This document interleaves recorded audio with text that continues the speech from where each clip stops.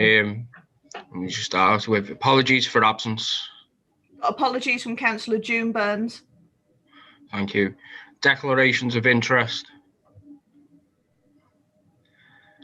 None. Thank you. Number 3, public part. Excuse me, Chair, can I just do my usual one?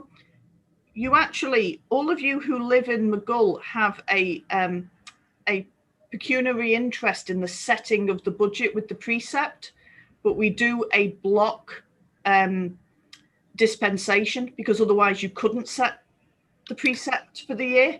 So that will appear on the minutes that you've got a block dispensation. Okay.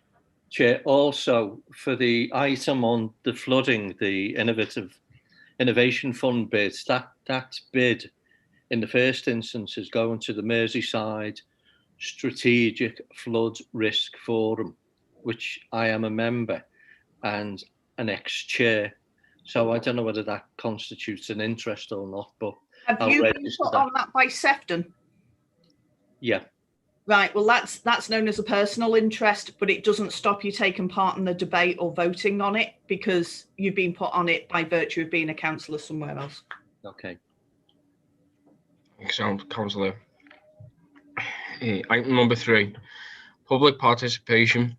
Due to the COVID-19 pandemic, public participation will be dealt with via the submission of comments or questions to the council prior to the meeting commencing. Anyone wishing to submit a comment or a question to the council must do so by 5 p.m. on Tuesday, the 26th of January, 2021. None have been received, Chair. Thank you. Number 4, to confirm the minutes of full council held on the 25th of November, 2020, pages 1 to 4. Can anyone confirm the minutes?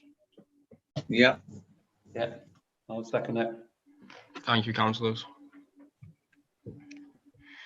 Item number 5, budget 2021-22. Members are asked to approve of the budget for 2021-22, pages 5 to 26. Okay, thank you, Chair. As you're aware, it's our budget council meeting and we need to set the budget for the forthcoming financial year.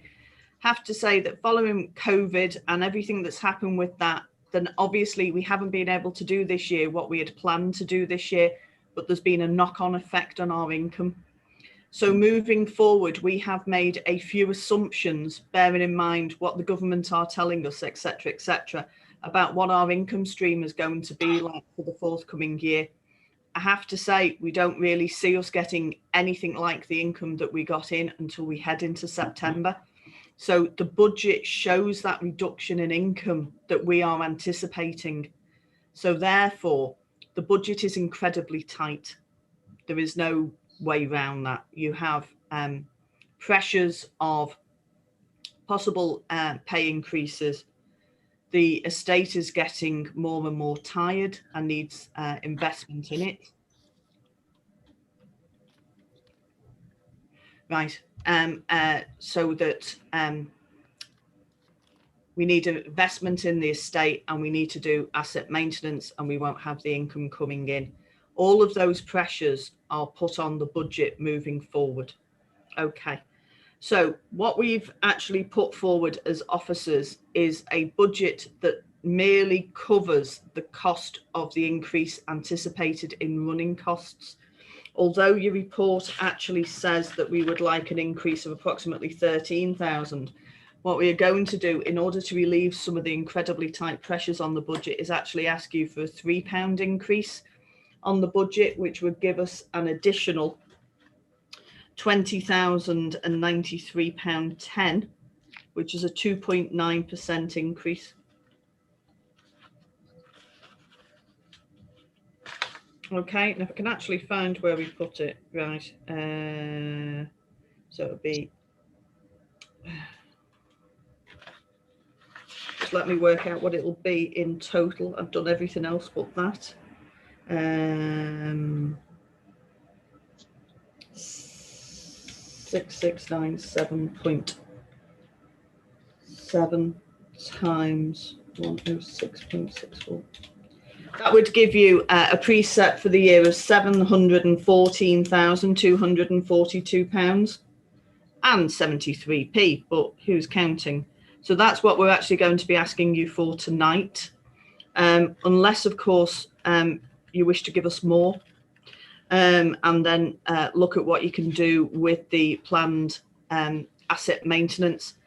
We took it to Amenities Committee. Amenities Committee chose to defer it to Finance and General Purposes Committee, and Finance and General Purposes Committee preferred that full council decided whether or not we were going to attempt to do anything on the planned asset maintenance in any of the years, or roll year one over into what will be year one in 22/23. I'm happy to ask answer any questions if anybody's got any so far. Yeah. Okay, Patrick. Well, you would expect it, wouldn't you?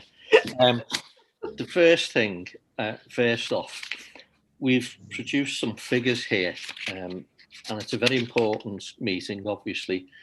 And some of these, I think these documents are in the public domain. The calculations are wrong.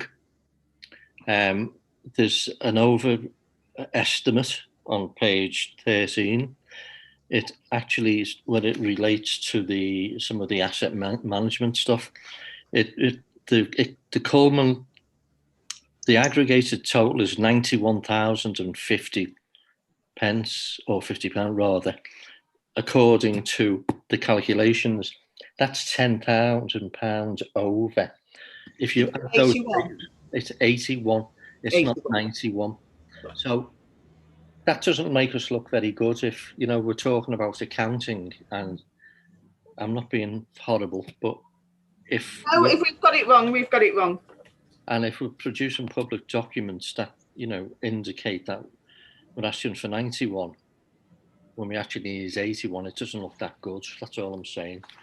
The other issue is about asset management and precept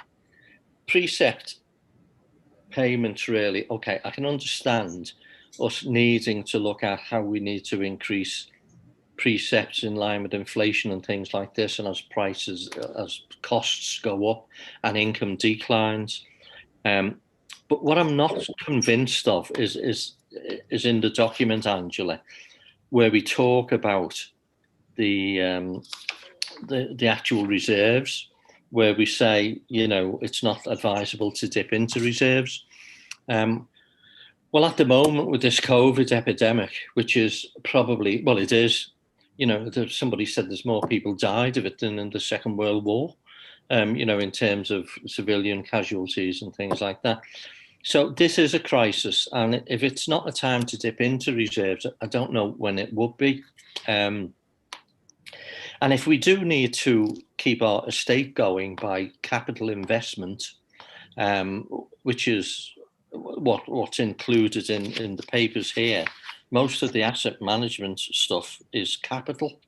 I'm of the mind that we should indeed go into reserves to underwrite the cost of some of these asset maintenance issues and big capital items. If now's not the time to do it during this time of crisis, I don't know when is.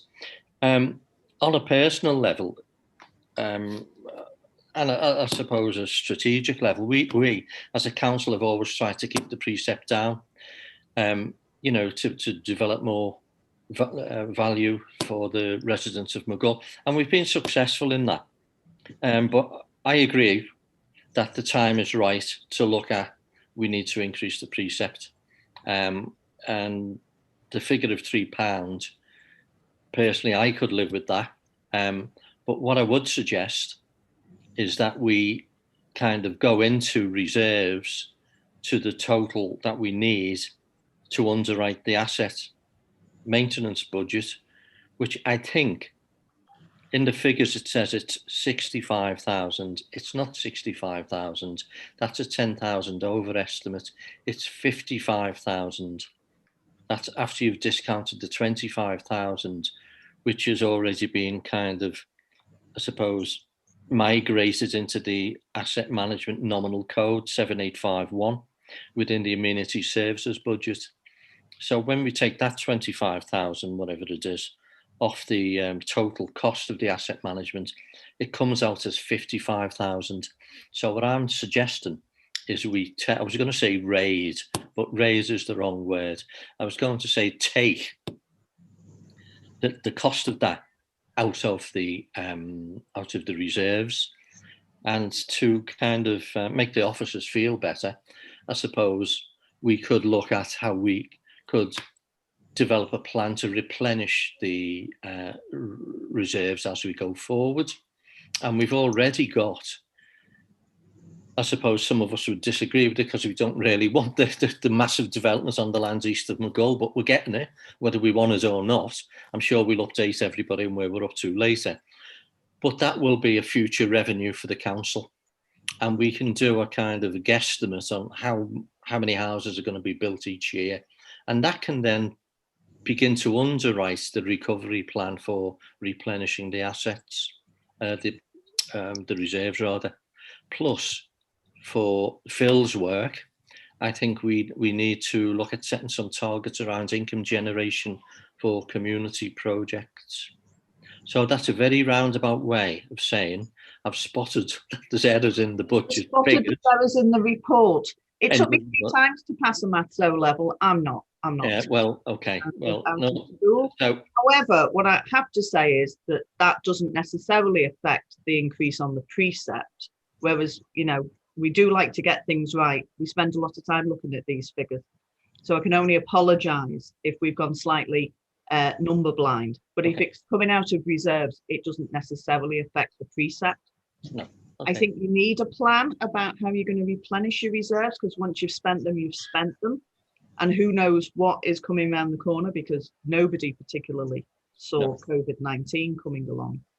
So yes, you know, if you want to utilise, will be the word, Councillor McKinley, the reserves to the tune of 55,000 to start on the asset maintenance, then certainly we could do that and take a plan of how we plan to replenish the reserves, including future development, because it isn't just land east of Maghull, but we know there are other windfall sites that are coming online as well. The only thing about that, and we'll discuss it at finance and general purposes in the first instance, because they can then scrutinise the plan before recommending it to council, is that it will take a while for land east of Maghull to come online. If you think about it, we were looking at poppy fields coming online back in 2015, and it's still not finished yet. Although I have to say that poppy fields has offset the issues that we have had with the reduction in the council tax base. Councillor John Sayers has indicated he'd like to speak. Councillor Sayers. Yes, thank you, Mr. Mayor. Can I just say, I agree with what Patrick said there, but just to get some clarity from the officers, the £3 increase in the precept, is that for the whole of the rise, or are we talking about £10 that was mentioned in respect of the assets plus the £3? No, it's the £3. The rise in the precept is £3. So your band D will be £106.64. Anything to do with the planned asset maintenance, it is proposed to take it out of reserves. Thank you. So the £3, if we agree a £3 rise in the precept, that will cover the running cost of the council, and we've completed our legal obligation of breaking even. Yeah. Yes, it would do. What it does is the attached papers that I'm sincerely now hoping are correct gives you a breakdown of the nominal codes and therefore the budgets for each of the areas of the council moving forward. We've actually put those on for the first time this year, so you can see actually what's been reduced from this current year, so that you can see that we've made reduction after reduction after reduction to try and get that precept increase to the absolute minimum really that it can be. It's just that £2 just made it too tight, just absolutely too tight. £3 it literally gives us £20,000 increase overall to what it would have been. It is in fact overall only a £13,000 increase from what we had this year. So, we're not talking mega bucks there.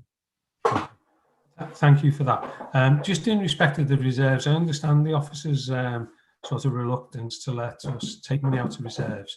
But I do agree with Councillor McKinley. And something you said yourself, Angela, that nobody foresaw COVID. The National Risk Register, which the country has had a pandemic as the #1 risk for the nation for the last 13 years. 2 years ago, they ran Operation Cygnus, which was a dry run for a pandemic. Now, whether national or local governments learn from that, I don't know. And that will no doubt be explored at a later date. But people keep saying we couldn't see this coming, but actually we could.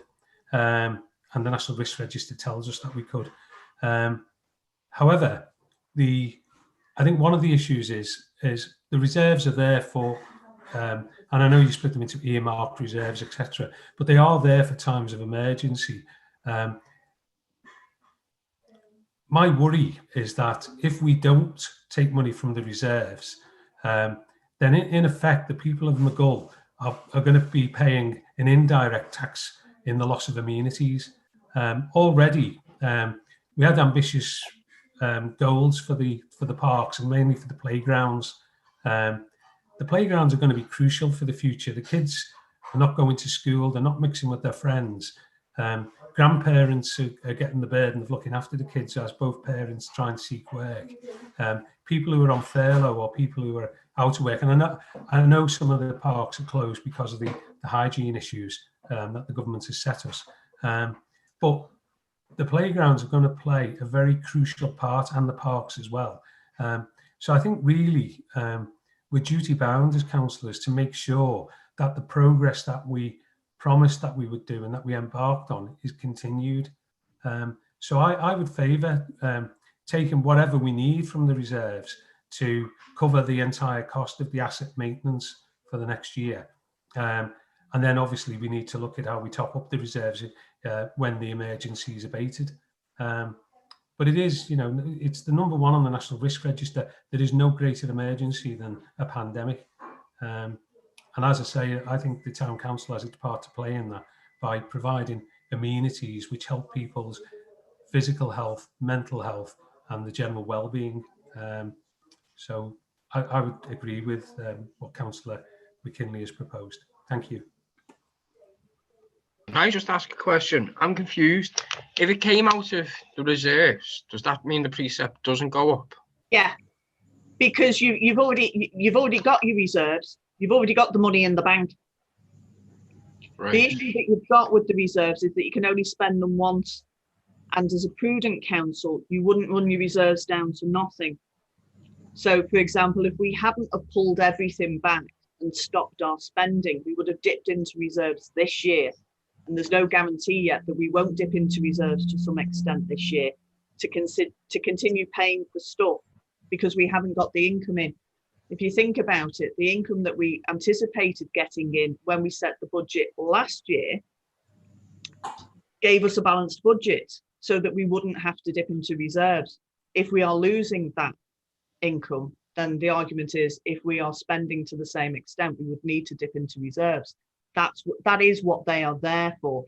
If you have got cash flow problems, i.e. you've got to pay something. So for example, right, the vaccine centre downstairs, we as a council have paid out to make that accommodation suitable for that vaccine centre, which we will then charge on to the NHS. But we've paid out and we haven't had the money back from the NHS yet. So therefore we could have a cash flow problem. And that's one of the reasons why you have reserves, so that that money is there in case you need to use it. It's also there in case of any other emergency. So for example, if something happened to one of the, part of the building, we weren't able to use it and we had to do the business interruption element of it and move somewhere else, then that is partly what reserves are for. So we have the money available to dip into should we need it, but it isn't something that you should automatically dip into at any time, because one, there are earmarked reserves for particular capital projects, and two, there are general reserves. And the advice from NALC and the SLCC is that you have reserves there. The larger the council you are, the more reserves you need. And therefore, really, you should be having somewhere between 6 to 9 months of your precept in your reserves. So whilst you're deciding to take money out of your reserves, that's why we're talking about having a plan, because you will need to replenish those at some time. Oh yeah, I was going to say, doesn't that mean further down the line that the percent would have to go up, the precept, sorry, would have to go up, because Yeah. it hasn't been put up and you've got to make your money back then? Yes, it does, in the sense of, if you don't have any more build, right, then there's an argument to say, well, if you're going to spend 50 grand out of your reserves and you're going to have to replace them from somewhere, right? If we end up remaining at a council tax base of 6697.7 for the next 5 years, then yes, you would. If the council tax base goes up, not necessarily. Because what you're doing then is you've got more money coming in for more houses. So what you would then say is, how much money do we need? Because that's where you start off with your budget. How much money do we need to do what we want to do this year? And if that is 650,000, then your precept would go down. If it's 800,000, then your precept would go up. Does that make sense? Yeah, thank you. Right, Councillor Sayles. Yeah, thank you, Mr. Mayor. Sorry, I took that from there. The Mayor asked the clerk a question. Was this instead of raising the precept? That's not the case. I think what's proposed is that the precept, we'll agree with the officer's precept, and the precept will go up by £3. But that plan only covers the running costs to the council to make sure we've got a lawful budget. It doesn't cover the maintenance, the assets plan. So the reserves would replace the asset plan. The other question that you asked, which I tend to disagree with the response, was, does that mean the precept needs to go up an extra years to make up for the reserves? No, it doesn't, because as Councillor McKinley described, if we have a plan for savings or for the income that the council will receive in the future from new builds, that money should go into the reserves and not be allocated to other things. So therefore, it shouldn't affect the precept. I mean, we can never guess what's going to happen with the precept in future years or bind future councils, but certainly if we were to take 60,000, for argument's sake, from reserves now to make sure that the parks maintenance project can go ahead and improve the playgrounds in all the parks, that doesn't necessarily mean the precept goes up next year. In fact, that's not the plan at all. Councillor Lloyd. Councillor Lloyd. Self off mute. Yeah, I'm just looking at the estimate cost for the rewire of the town hall. Is that just for a rewire? Is that for including any efficiencies? Say, for instance, installing any power storage units, because we've got the solar panels. So if we could have a look at putting them in, they would then save us quite a substantial amount of money, and utilize the solar panels. The solar panels we get, I think it's known as a feed-in tariff. Have I got that right, Councillor Carlson? Is that we get money back for the energy that produces. So that, and it was an advantageous tariff when we got it. I understand that's not always the case.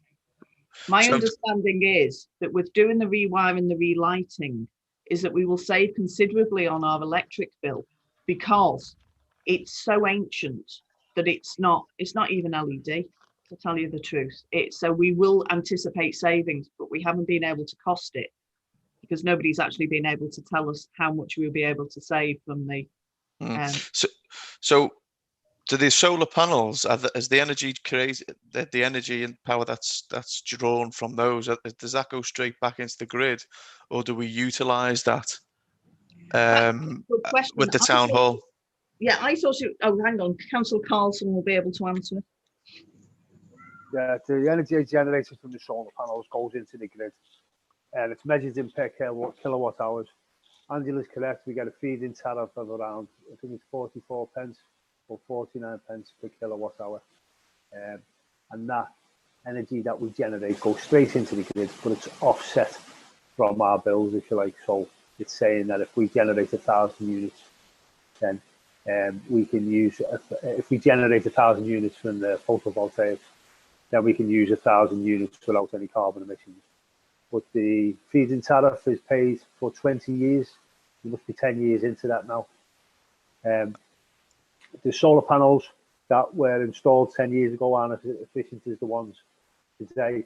And there'd be no capacity to use generate and store, because they wouldn't generate enough electricity for us to do that. So that's to generate the electricity and have a battery to store the electricity and then use it in the town hall. It wouldn't be cost effective. There's also something called a power factor connection system, which maybe Councillor Lloyd was referring to. That wouldn't be effective in Maghull Town Hall. It wouldn't work properly. Why? Because we don't generate enough electricity. We don't use enough electricity.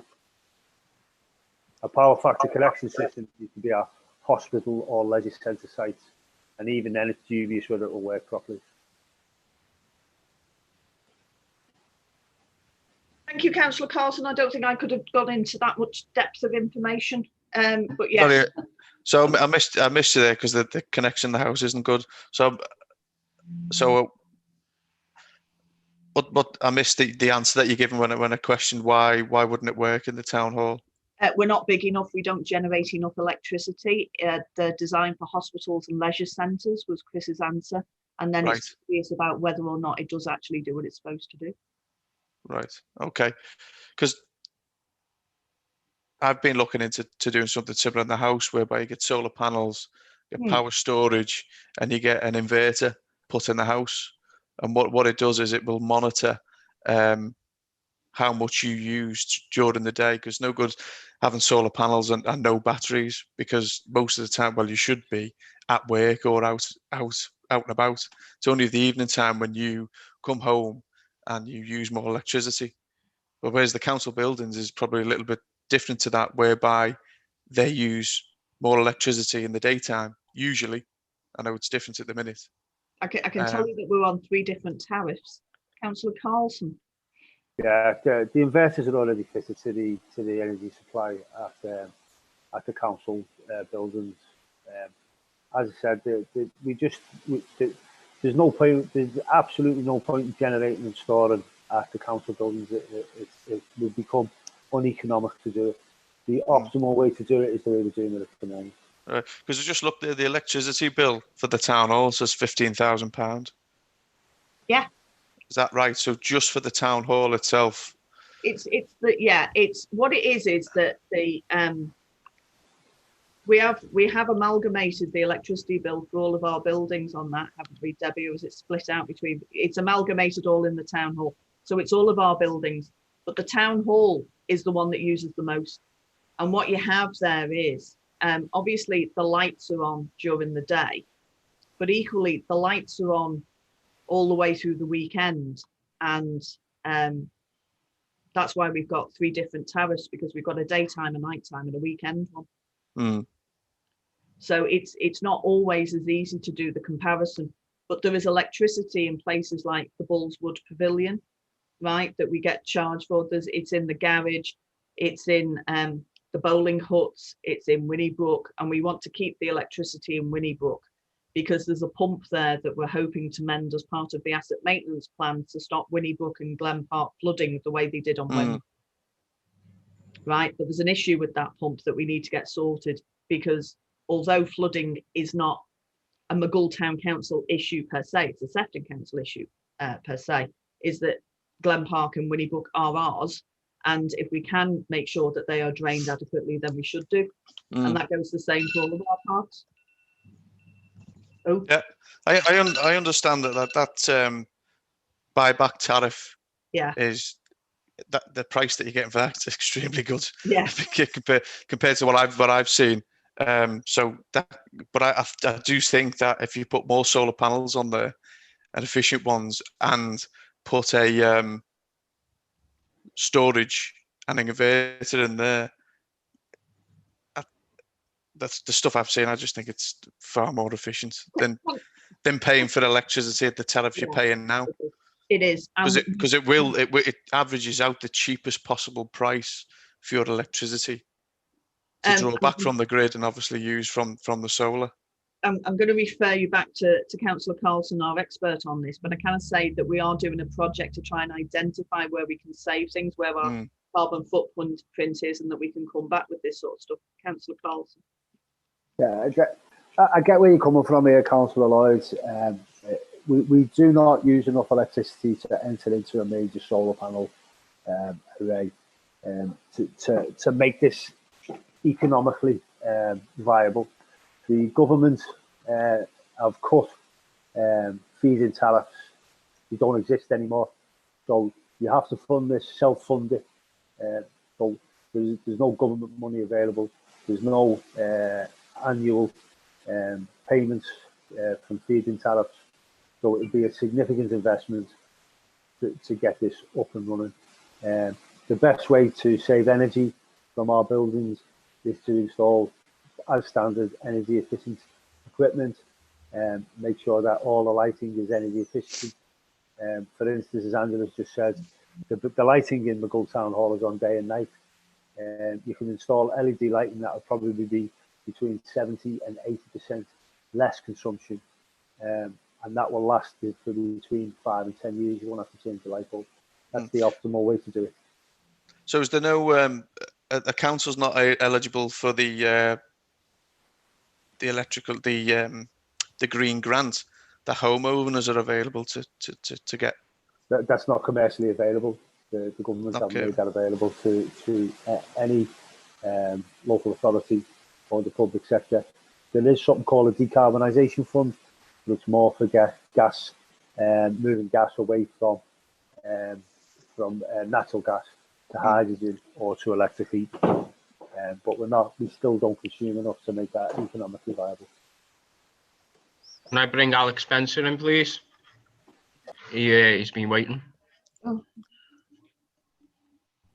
Thank you, Chair. I just wanted to refer back to Councillor Sayers' points really and go back to the asset maintenance plan, just to make councillors aware of what potentially could be funded on that asset maintenance plan, should you be minded to increase the precept by, I know the figure of £3 is being mentioned, but I just wanted to provide clarity really as to exactly what you'd be getting for your money if that was so the case. So obviously, if you were minded to raise the precept by £3, certainly the asset maintenance plan would be covered within that to the tune of £25,000 or thereabouts, which if you look at the asset maintenance plan on page 13, councillors obviously gives a residual amount therefore of £55,000. So I know councillors have been speaking about utilising reserves or certainly earmarked reserves to bridge that gap. But it was just a point really that I wanted to raise with Councillor Sayers, just to manage expectations really. Within that asset maintenance plan, I put forward a recommendation of around £30,000 to deliver against the ROSPA recommendations for a new playground equipment. Just to put that into context, the new playground equipment that we put into Glen Park cost around £35,000 to £40,000, and the playground that we put in at KGV was around £90,000. So I just think it's prudent, really, councillors, just to focus the mind and say, if we are talking about putting brand new playgrounds into some of our estates, we have to be mindful about what you can actually get with the money that you're potentially utilising. I know that we're saying there on the asset maintenance plan that it would be funded in its entirety, but I just want to manage expectations really about what could be achieved by utilising those reserves, and there may be a need to increase the precept further if we did want to put more playgrounds in, brand new playgrounds. Councillor Sayers has indicated he wishes to speak. Sorry, Councillor Sayers. Yeah, thanks, Chair. Sorry, that's actually confused me more than it's enlightened me, what Alex has said. The £3 means that the council's budget is covered.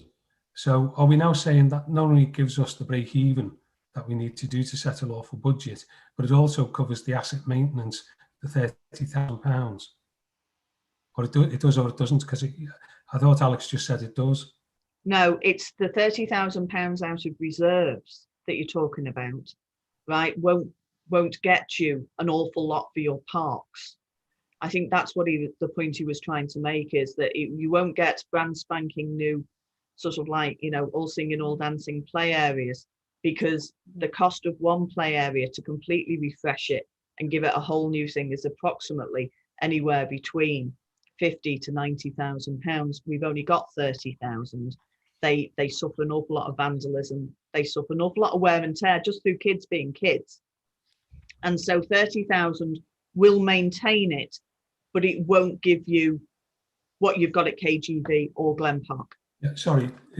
So are we saying if we only do a precept rise of £3, then the asset maintenance of £30,000 disappears? If we don't touch reserves, we just have the £3 increase, that £30,000 maintenance doesn't get done. Is that what we're saying? No, it's your decision to make about whether or not you choose to do the maintenance out of the reserves. No, the no. £3 Sorry, no. running cost. Sorry, Angela. I don't know whether you're not understanding what the question I'm asking. If the precept goes up by £3, the asset maintenance that has been allocated in this report by Alex is for £30,000. So if we don't dip into reserves but put the precept up by £3, does that mean the £30,000 for the asset maintenance disappears? Forget about reserves. If the precept goes up by £3, does he still have £30,000 to do his asset maintenance? Alex Spencer. Thank you, Chair. If you raised it by £3, councillor, you'd be able to fund the asset maintenance plan to the tune of 25,938 to £25,000. But obviously, within that asset maintenance plan that you've got at 13 on page 13, the total of that plan comes to £81,000, which you've got a deficit then of 55,000, which could only then be filled through accessing the reserves. Right, okay. So if we take 55,000 from the reserves, what does that give us? Does that mean I'm not looking to renovate every playground to the extent that we did KGV and Glen Park. But for instance, for example, Moorhay Park, the swings there are very old. The other two pieces of equipment are quite nice. So if we were to put swings in there and perhaps another piece of equipment, on Old Hall, if we replace the tyre swing or replenish it, repair the swings and put a piece of climbing equipment in there. Dodds Park, where we had the broken wood.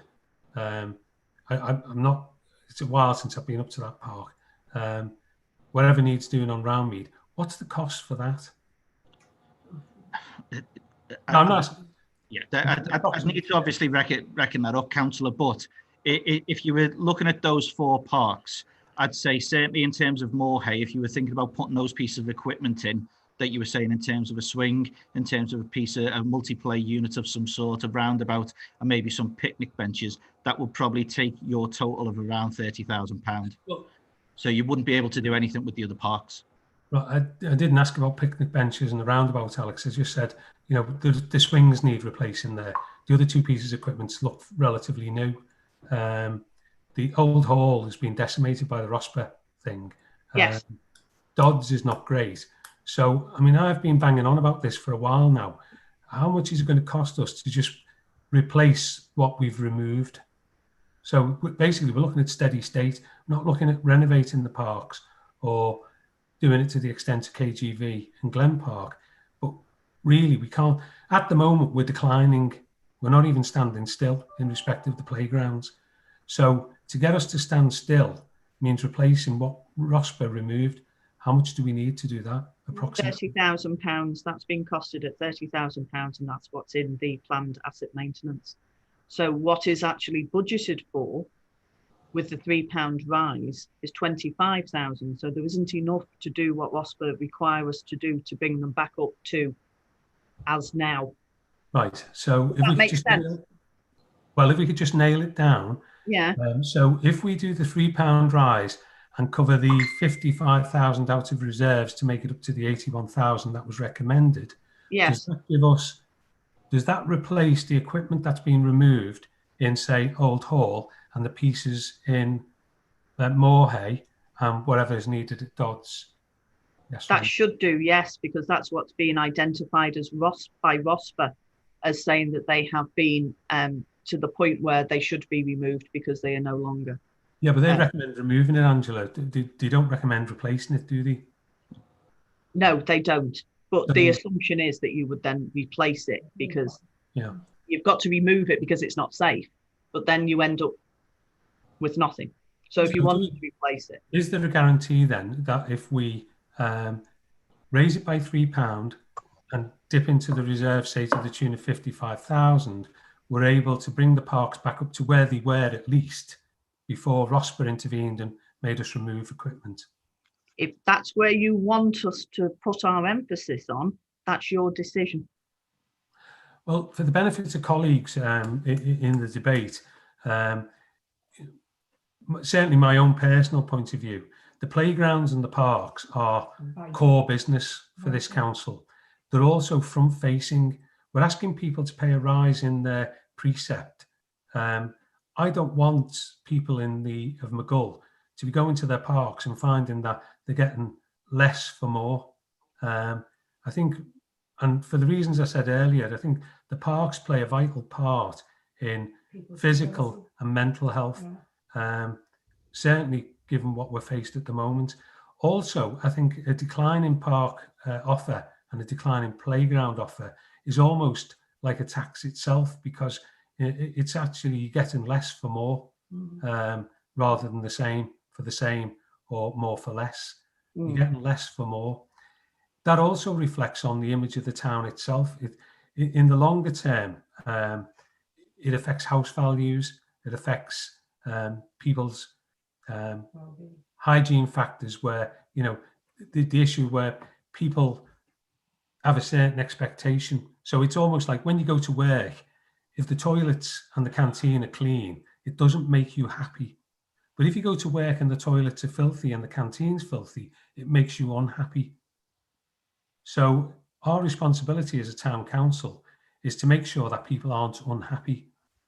So if we're going to put the precept up, even though it's only £3, we are duty bound, and we promised this in our manifesto to the council, to the town, that we would improve the offer in the parks.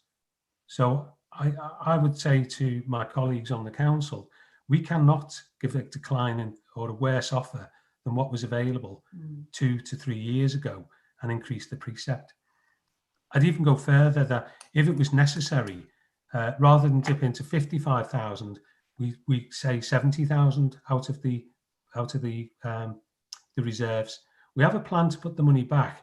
At the moment, our reserves are quite substantial, and I hear what the officers say, and I know their feelings on this.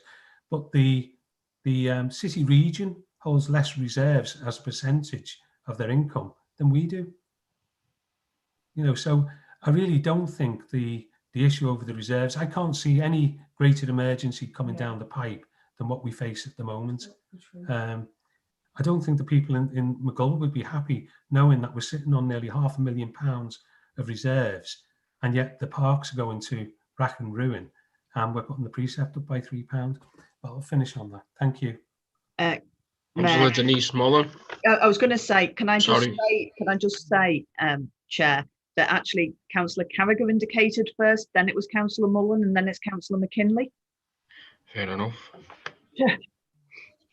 Yeah, it was just a question. I don't know whether the ward councillors could answer me this. In my ward, we've just got money from Sefton, Green Sefton, and that's specifically to buy stuff for our parks. So I was just wondering, are we able to tap into that pot? Or is it one of them, because we're a town council, we're not allowed to tap into it? And I just know that there's money there for Green Sefton, and I was just thinking that could be money that could be used for what John's saying about getting extra things for the parks, you know, extra playground stuff, because I completely agree with what he's saying. We need the stuff back in. Like Hudson Park is just, it's just a tiny little climbing frame, and there's loads of kids on that estate. I went to the park today, and I know my little boy is heartbroken that the tyre swing's gone. So, you know, the kids get used to these things. Is there any way we could tap into other funds where we could maybe get some more money on top of what we've got to improve it or get more equipment? Well, Green Sefton haven't told me anything about any money for parks. Let me put it that way. Okay. Councillor Mullen. Sorry, I just agree with John and everyone about the parks and stuff. But just again, just looking over stuff. Is there anything we can just sort of hang fire on to obviously see till what this year does? Because obviously we don't know what's going to happen. Just like simple things like, you know, repainting doors of the town hall to improve. It's not a necessity, but it's just to improve it. You know, that's £7,000 that we could save, and then see what happens in a couple of years. Just the possible. I'm just looking at a few of them. I mean, shutters to the town hall, maybe that's a necessity because obviously we have antisocial behaviour. What's the other one? There was another one as well that I was looking at. And the reflooring of the town hall. Is it like, is that necessary? Is it like needs doing now? Is it danger? Can we hang fire a little bit longer? There's parts of it that are a danger because the word spongy doesn't even begin to cover it behind the bar in the function suite and in the route to the kitchen area in the office. But really, it's entirely for yourselves to decide what you want to do. If you want to roll those into year 2, then roll them into year 2. There's you know, a limit to what I can say. We absolutely need to do all of it. Exactly, because it's not massive. I mean, it's not going to, yeah. But it's just if we can just put some of that together, and like obviously it just helps us not taking as much out of the reserves and use that. About it, yes. Just a suggestion. Okay, thank you. We've got the rewire and the relighting that is absolutely imperative because we need to get legal. Councillor McKinley. Thanks. It's simple to me, but what kind of, I don't think we should do is what was suggested before, automatically fall back on, well, we'll put the precept up. As John said, you know, people are paying additional money, and what they should be getting for that is the equivalent of what they've got now, or it's something even better. We are sitting on over £500,000 of reserves, and it's all very well for the NALC or the water board, as I prefer to call them, having recommendations about having 6 to 9 months of reserves to keep the council going. That's not happening anywhere. I mean, Liverpool City region, obviously, are massive compared to what we are. I'm the cabinet member for the customer experience on the transport committee, and we're looking at the budget, and they're actually looking at reducing the reserves to about 30% of what it takes to run the the city region, which is huge. So, as far as I'm concerned, if we need anything additional, we should go into reserves. We've got plenty of money in reserves. I think the figure I've been bandied around. We've got general reserves as about 450,000. We've got earmarked reserves, not quite sure what everything's earmarked for, to the tune of 70,000. We've got contingency reserves of 50,000, and we've got other reserves for vehicles costing about £6,000 a year. So there's plenty in there. Even if we were to go into that, we're taking, I was being conservative today, to be honest with you, because I thought, well, 55,000 is not a lot in the grand scheme of things, the way we're going at the moment. I wouldn't blink at taking £100,000 out of reserves. I wouldn't blink at it, and we'd still have over 400,000 to play with. So forget putting the precept up. If we want any more capital equipment, it comes out of reserves. As far as I'm concerned, that's what reserves are there for. You know, it's no good. I've said this before. It's like Versailles. You know, you're sitting on a kind of pot of money while the people around you are starving. I know that's an extreme example, but this council, you know, we've got really good parks, and we should make sure that they're kind of, you know, pristine, and we've got the money in the bank to do it. And that would mean, if it means going into reserves, go into reserves. I'll leave it at that for now. Councillor Carson. Thank you, Chair. I would agree with Pat and everyone else here. Look, we need to be spending at least 20% of our reserves on improving our park. These are the people in McGull that we're looking after. We have the money in the bank. It's doing no one any good sitting in that bank. We need to get it out there, get it spent, and get the people of McGull, the children of McGull, back in the parks and playing as they should be. Because we've had we've all had a horrible year, and it's going to go on a lot further than a year. I'd just like to make an addition to that, in that Councillor Mullen pointed out that we should be looking at essential and non-essential maintenance. Obviously completing the essential maintenance, but moving the non-essential maintenance back into the second year, where we could hopefully provide funds throughout this year to fund that essential maintenance. I'd like to make an addition to that to say we should be looking at maintenance on an invest to save scenario. Angela mentioned earlier on installing LED lighting. That will save us a significant amount of money on running costs. It'll improve the lighting in the building. And as I say, it will not only save money on running costs, it will save money on maintenance. They're the type of things we should be looking at. Disposal facilities, we should be looking at how we get rid of our green waste and looking at that and saying, can we increase recycling and reducing general mixed waste, and coming up with a sound economic plan on where our running costs go, where our expenditure go. So that's what I would like us to be doing. There are certainly tools and facilities out there that allow you to do that, such as the Salix model of Invest to Save on energy efficiencies, heating efficiencies, and I'd like us to take that forward. Debbie Healy. Thank you. Can I just sort of clarify a couple of points? The £3 rise is, I worked that out partly because we have had a council tax base reduction. If the reduction hadn't taken place, then we probably wouldn't even be having a debate about the £3. The £3 is to cover revenue. If you the only council I remember, and I've been in local government a long time, who decided to dig into their reserves to cover revenue, ended up in a mess. The debate then about the planned asset maintenance, I can completely understand what you're saying. Use some reserves to do up the parks, and the £3, as you can see through each budget line, we've done some serious cut. If you decide to go into revenue, if you decide to go into the reserve just to cover the running costs, then I don't know what you're going to do next year, because I can't see the council tax base going up. It has been reduced, and ours would have been in a worse position if we hadn't had new build, and that was given to us by Sefton. So don't get confused with the asset maintenance plan and the actual general budget setting of the £3, if I'm trying to make it clear to yourselves. That makes sense?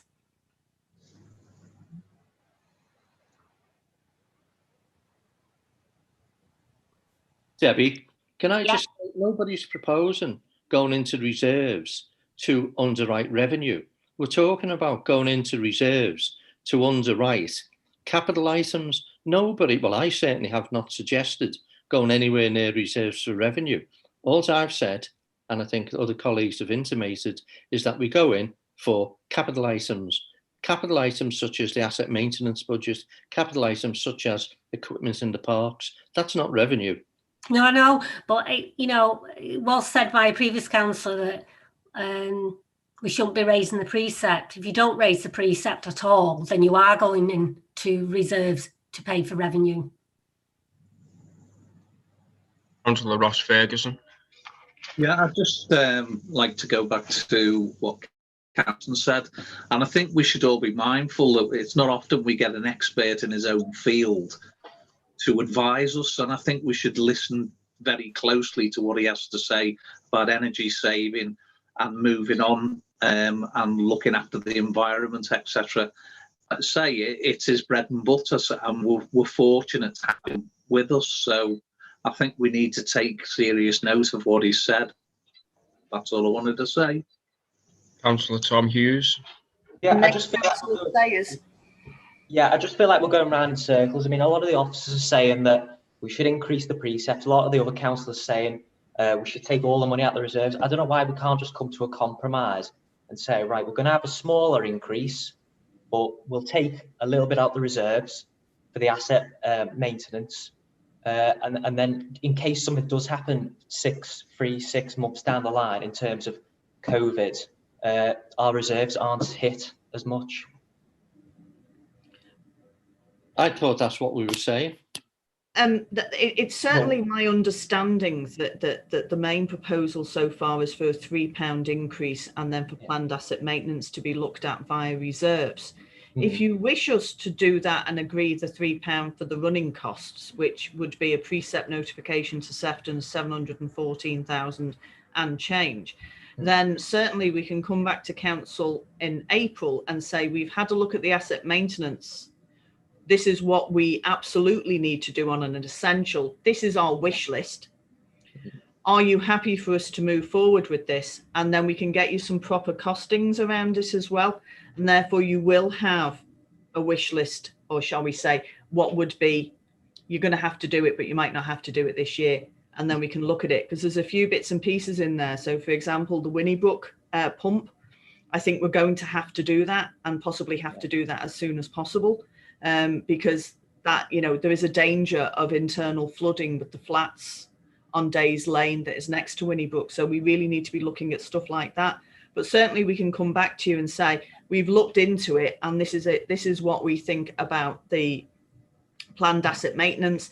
This is what you'll get for your parks, which you can delegate down to amenities committee if you want. And this is what you're going to get for your town hall and for the rest of your estate. Does that sound reasonable? It sounds reasonable. I just feel like we're not coming to an agreement here, and the only proposal that seems logical is the middle ground at the moment. If we can't come to an agreement, that's just our opinion. Councillor Chris Carlson. And then Councillor Sayers. Just to come back to Councillor Hughes there, I don't think anybody suggested spending all of the reserves. I suggested 20%. If we have £500,000, that's £100,000. And Councillor McGinley and Councillor Sayers suggested similar amounts. And then the revenue payments, nobody has suggested using that funding for revenue payments. It's capital only. But there is some essential maintenance that will have to be completed, as Angela has just said, with regards to the pump. But I'm sure there'll be funding or match funding from the Environment Agency with regards to minimising flooding. The stuff I was talking about was scrutinising the maintenance, so that you can say, well, if we invest £50,000 here, it saves us £10,000 a year in running costs.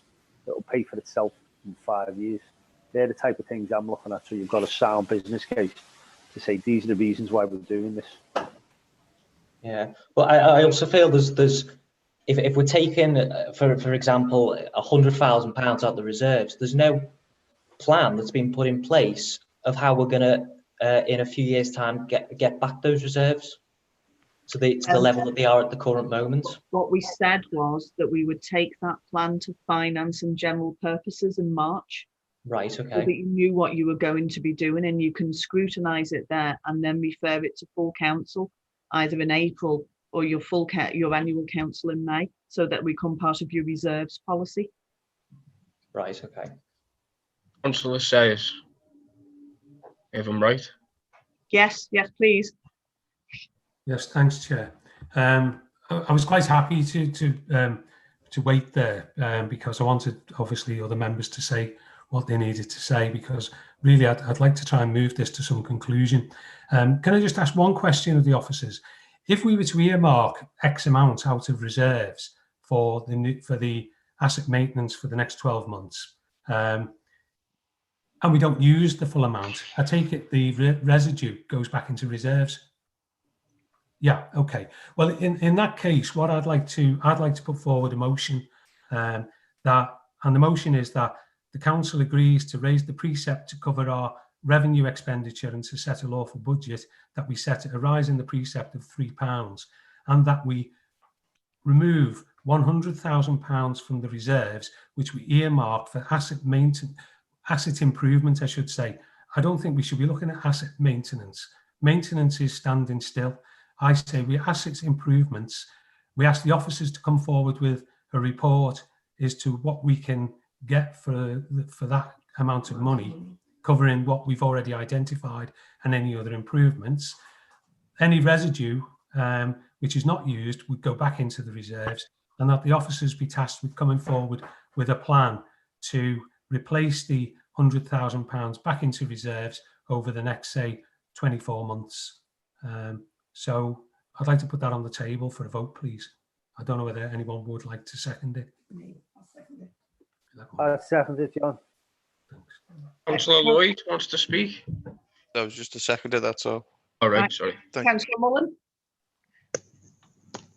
Yeah, can I just ask a question, John?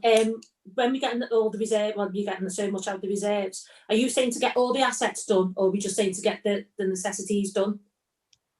No, I think what I'm saying, Denise, is to do both, really. I mean, it's for the officers to come back and tell us if we earmark £100,000 out the reserves is available to them.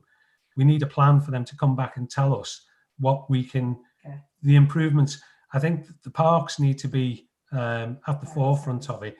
If there's any of the other issues that we can cover, then cover them. Anything that we can roll forward into the next year. So, for instance, an example was given about the floor in the venue. Well, currently the venue is only being used on an emergency basis. It's not like we're holding dinner dances or christenings and weddings there.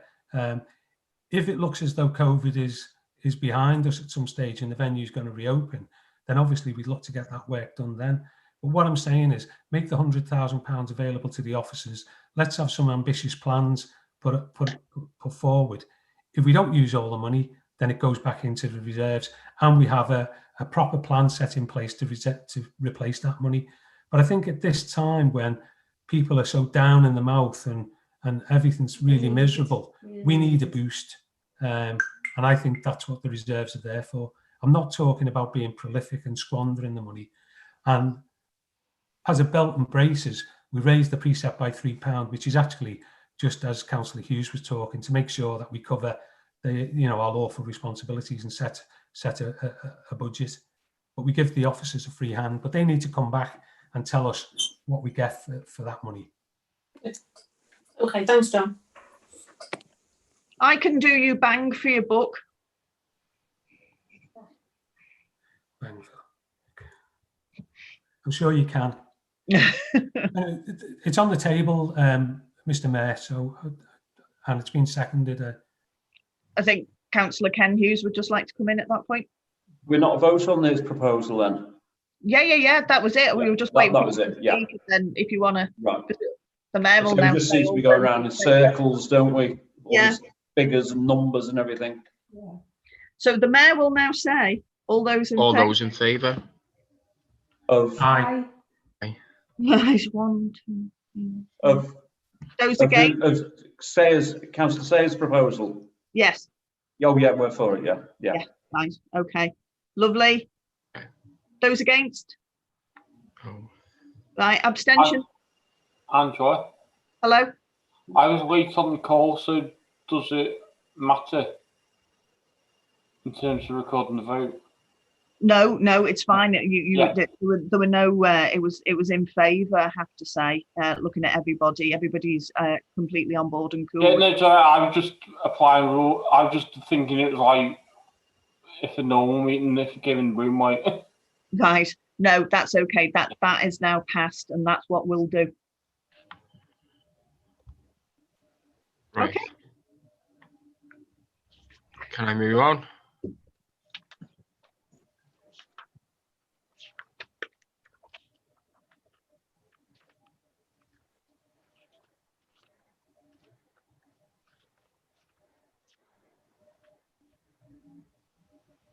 The annual governance return, Mr. Mayor, is the next item on the budget. Yeah. I was just wondering if I was allowed to move on.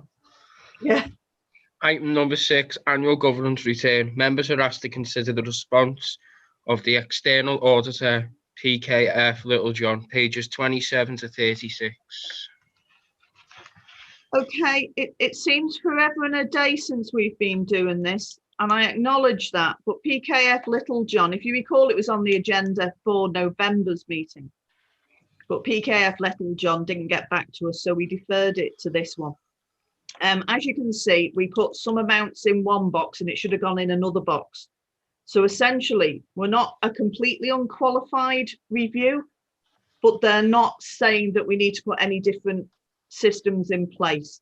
They're saying that we just need to alter those boxes when we publish it for next year. So when we publish the 2021 figures, in April and we start the process again, those figures will change. That's all they're saying. Okay.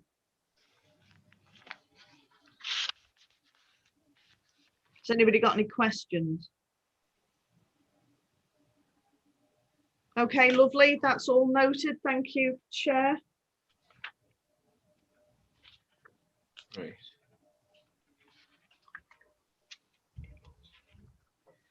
Right, so the next item is the innovative resilience measures that we've been contacted about with Sefton Council. Not a moment too soon, bearing in mind Wednesday, last Wednesday, and the chances of 400 homes being flooded in Maghull.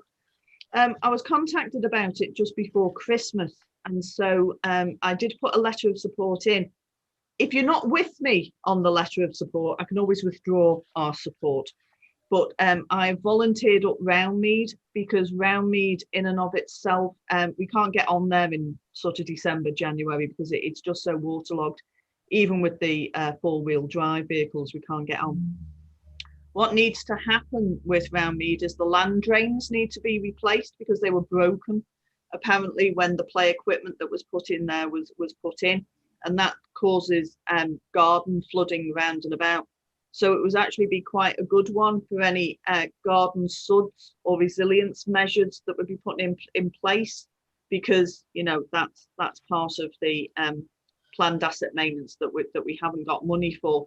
So it's essentially external funding that would be paying for that if Sefton is successful with the bid.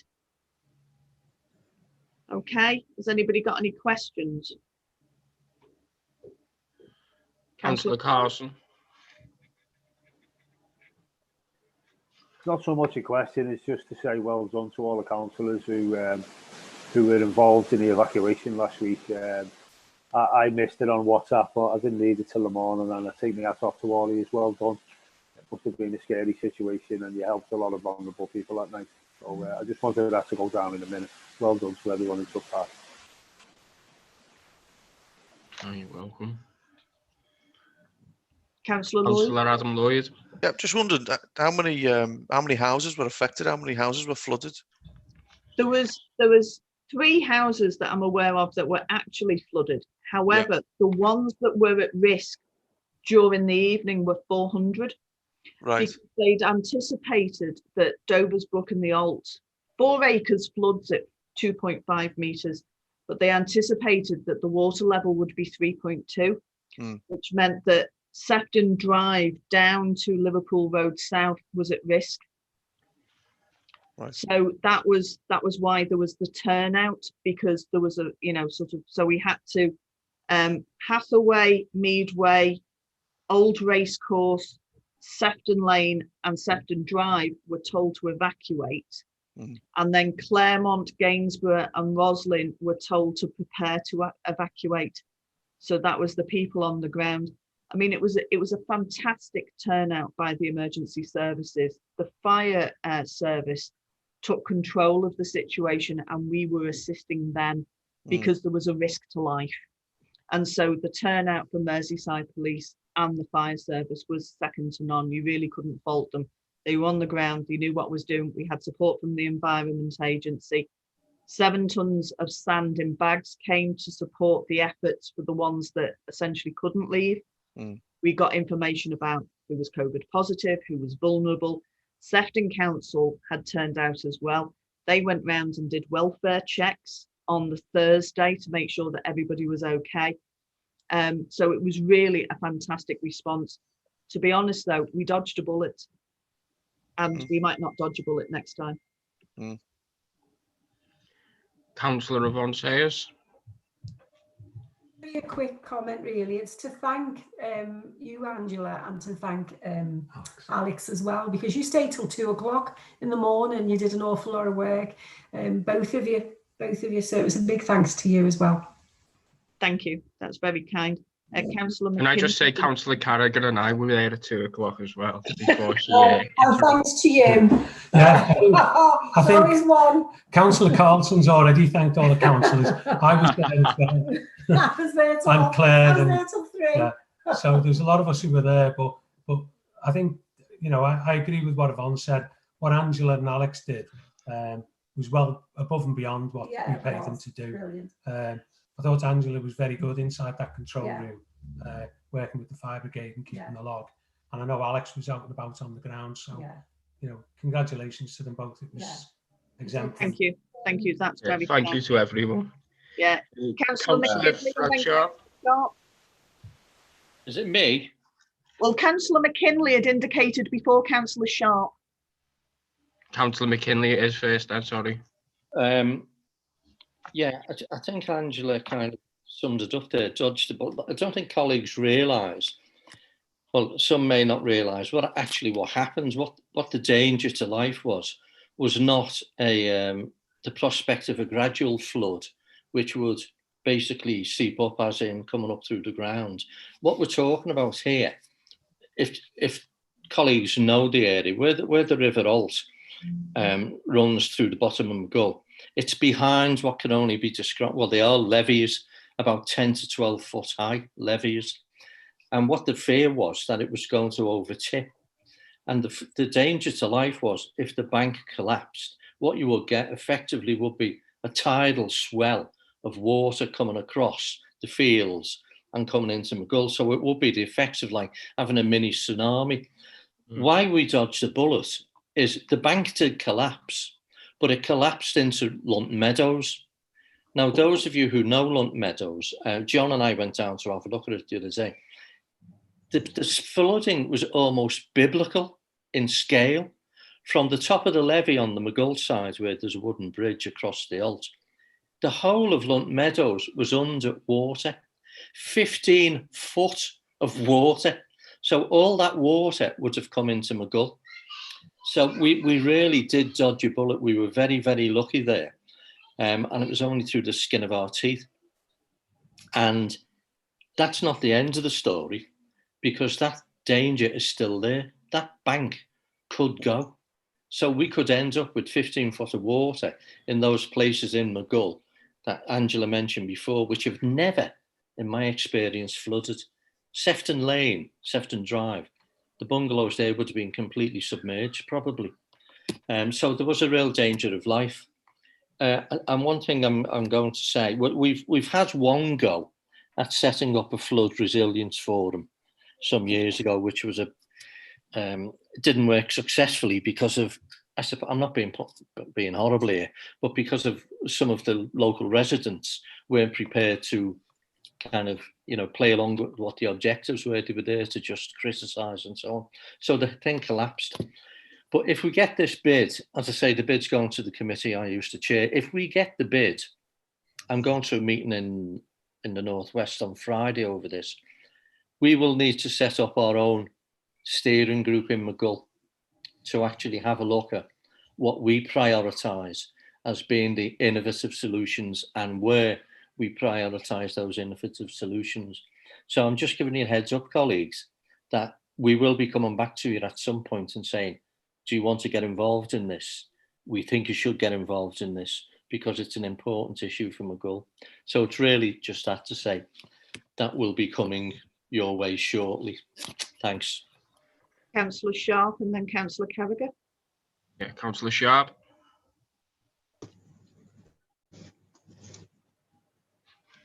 I think everyone stole my thunder in terms of all the thank yous. I wanted to particularly thank Alex and Angela for taking the lead so much on this. Not only did they organise so much and gave so much of their time, they were actually putting themselves at risk, because of the COVID contacts with people. We've all been sort of taking a step back, and they had to plunge themselves in, literally, with all the social contacts, with all the different disciplines. So, complete hats off to you, both of you, and all the hours that you put in. And I know we're all there at the time, but you certainly went above and beyond, in that emergency. So, thank you very much for that. The other thing I'd like to say is that we had an opportunity before Christmas. I spoke to John when I had a contact with a potential seller of some land very close to McGull. And I think John put me in touch with Paul Wisser, who's the floods officer for for Sefton Council.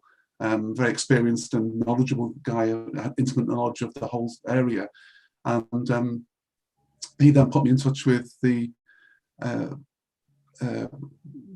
Mersey Rivers Trust as well.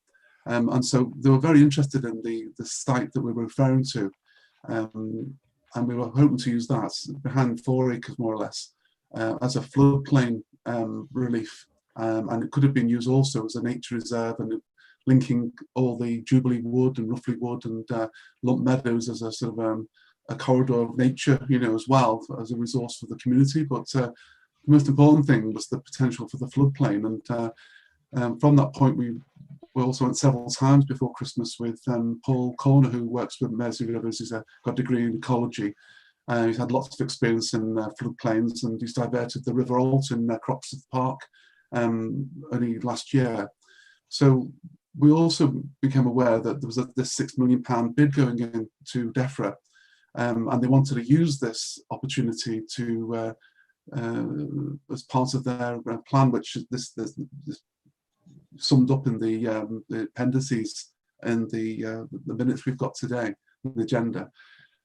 So there's a lot of information in there, but if it's possible to get this bid through, I think they've deferred it until the end of this month to get the application in. It's simply expressions of interest at the moment, but I've been led to believe that we might have a very good chance, because places like Manchester, actually, who've had terrible problems, you probably heard on the news, they didn't have their ducks in line really to put a bid in. So I think there's a very strong chance that we could succeed. But even if we don't, I was informed by Mersey Rivers that it would be fantastic to have all the information available, because there's lots of opportunities like this come up quite regularly, and it's good to have something on the shelf that we could actually use. So yeah, so hopefully we'll have some information back on expressions of interest by the new, I think, beginning of February sometime. Yeah, so that's quite opportune, really, sadly, in light of the recent events. So yeah, thank you very much once again. Thank you. Councillor Carragher.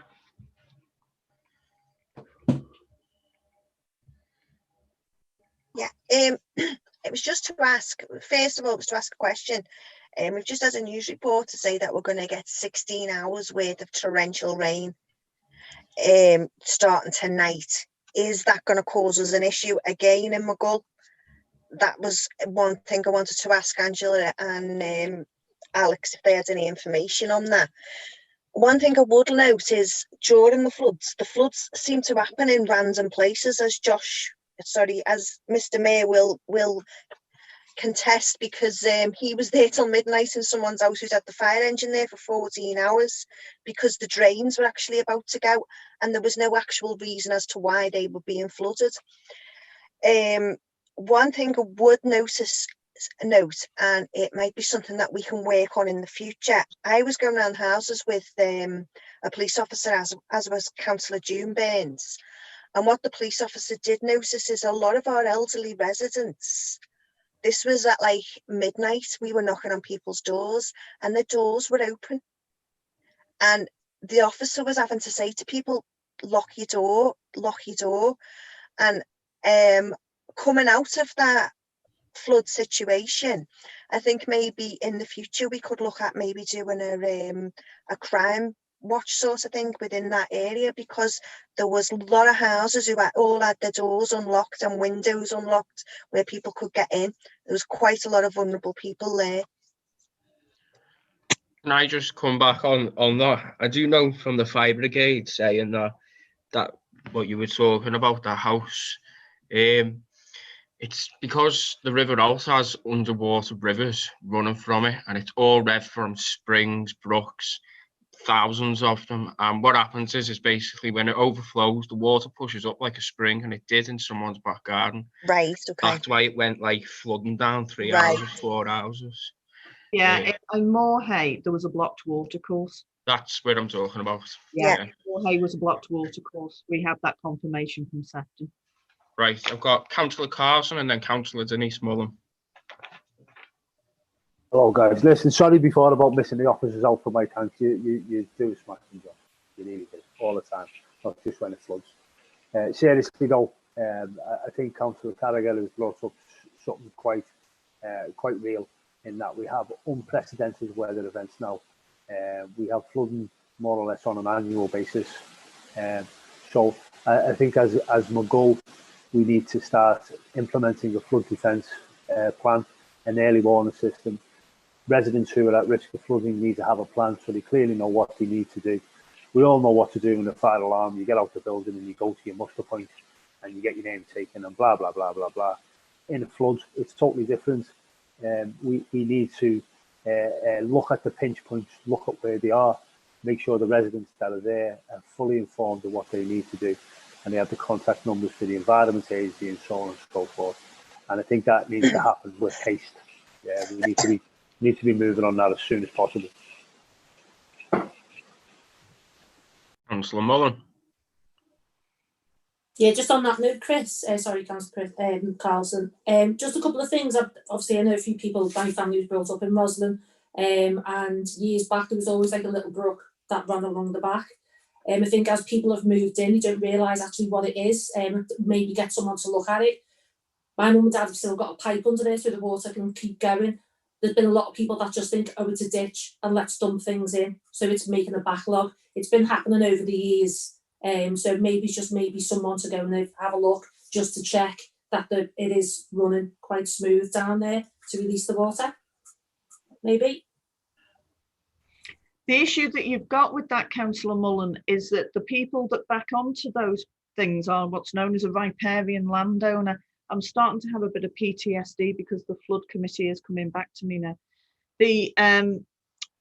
With a riparian landowner, it is up to them to make sure that that watercourse is kept free and can flow easily, and yet that costs money and time and effort, and people don't want to do it. And part of the remit that we tried to do with the flood committee was to try and ensure that people knew about their riparian land ownership requirements and what they needed to do to ensure that the system's capacity was at its maximum, and that we weren't successful in that at all, I have to say. It just didn't happen for us. So in some respects, trying to get that message out to people, because for example, on Hall Lane, where Winnie Brook flows through, it is quite common to see people that have dumped grass cuttings into the ditch in the hope that it will be washed away and it won't be their problem anymore and they won't have to do anything about it. It's trying to educate people like that, because Hall Lane is certainly a pressure point, because as we all know, the minute the system gets anywhere near capacity or just, you know, a little bit extra, then it's bubbling up through the manhole covers.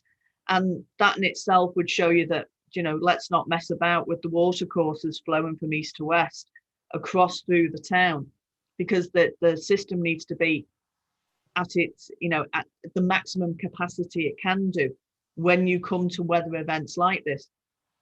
Certainly in answer to Councillor Carragher, and I know that Alex wants to come in on this, is that we get notified by Sefton, but there are also alerts that are put out through the Met Office, the Environment Agency, etc., etc. We have learnt from what happened on Wednesday, and I would certainly be better prepared when it comes to things like stationery, maps, making sure that I've got access to the electoral register so that we know how many people are supposed to be in the house, not necessarily how many people are in the house, but how many people are supposed to be in the house. Making sure that we get, you know, that we can give you a list of postcodes and say, off you go, you know, you need to start knocking up there. So in that sense, we learn from our mistakes. We have better contacts now with Sefton. They know who we are, we know who they are, and we would get a response out again. Trust me, we keep an eye on the weather at all times, because it could happen again. And what you don't want is for it to happen again and for somebody to lose a life.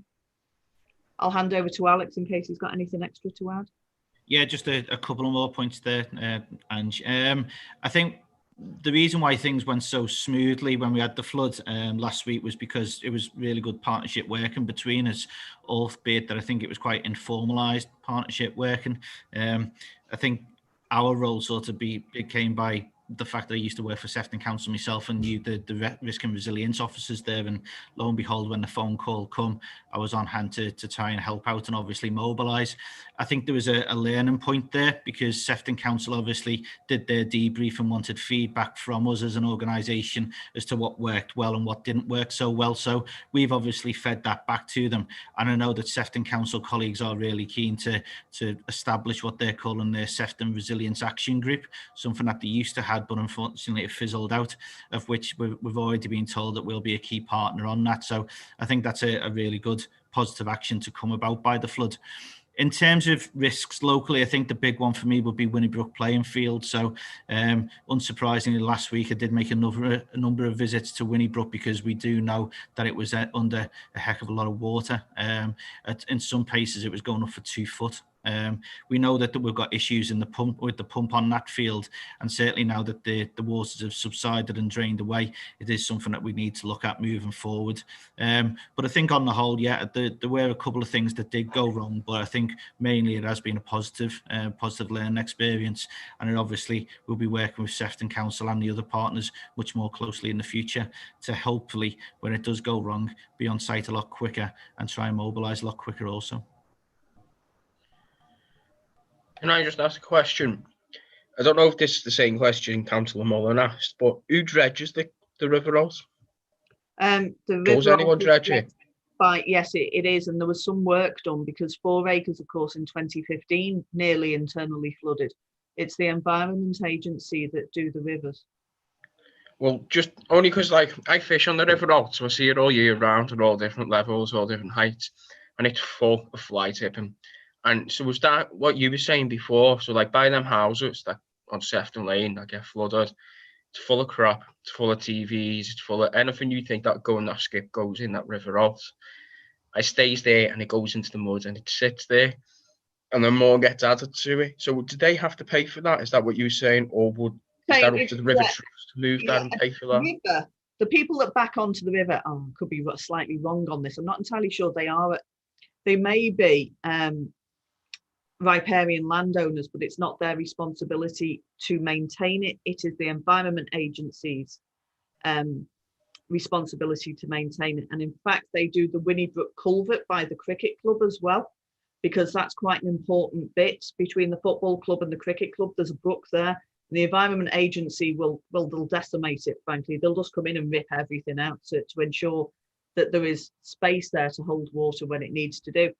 I think part of the issue that you've got with the Alt there is that people who come to use the tip and find it either, recycling centre, find it either closed, or because they're a commercial vehicle, they haven't got the appropriate permit. It's actually quite tempting just to dump stuff there. That's fair enough. It's been like that for a while though, so I don't know when the last went down, and I know it's been like that for a while. With water, like a while as in years. Try and find an address with fly tipping, isn't it? So, which is normally what Sefton Council do when it's fly tipping on land. Well, that's who I thought it would be, because Sefton Council are normally in charge of fly tipping.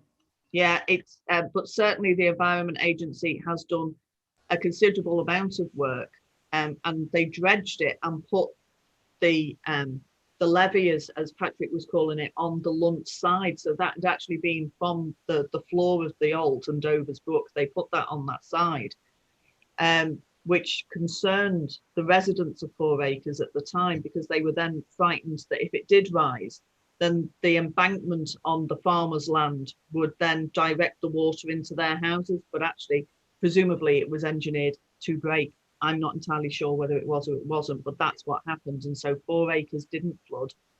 But unfortunately, a few houses at Sefton Lane at the junction of Dover's Brook and the Alt did flood.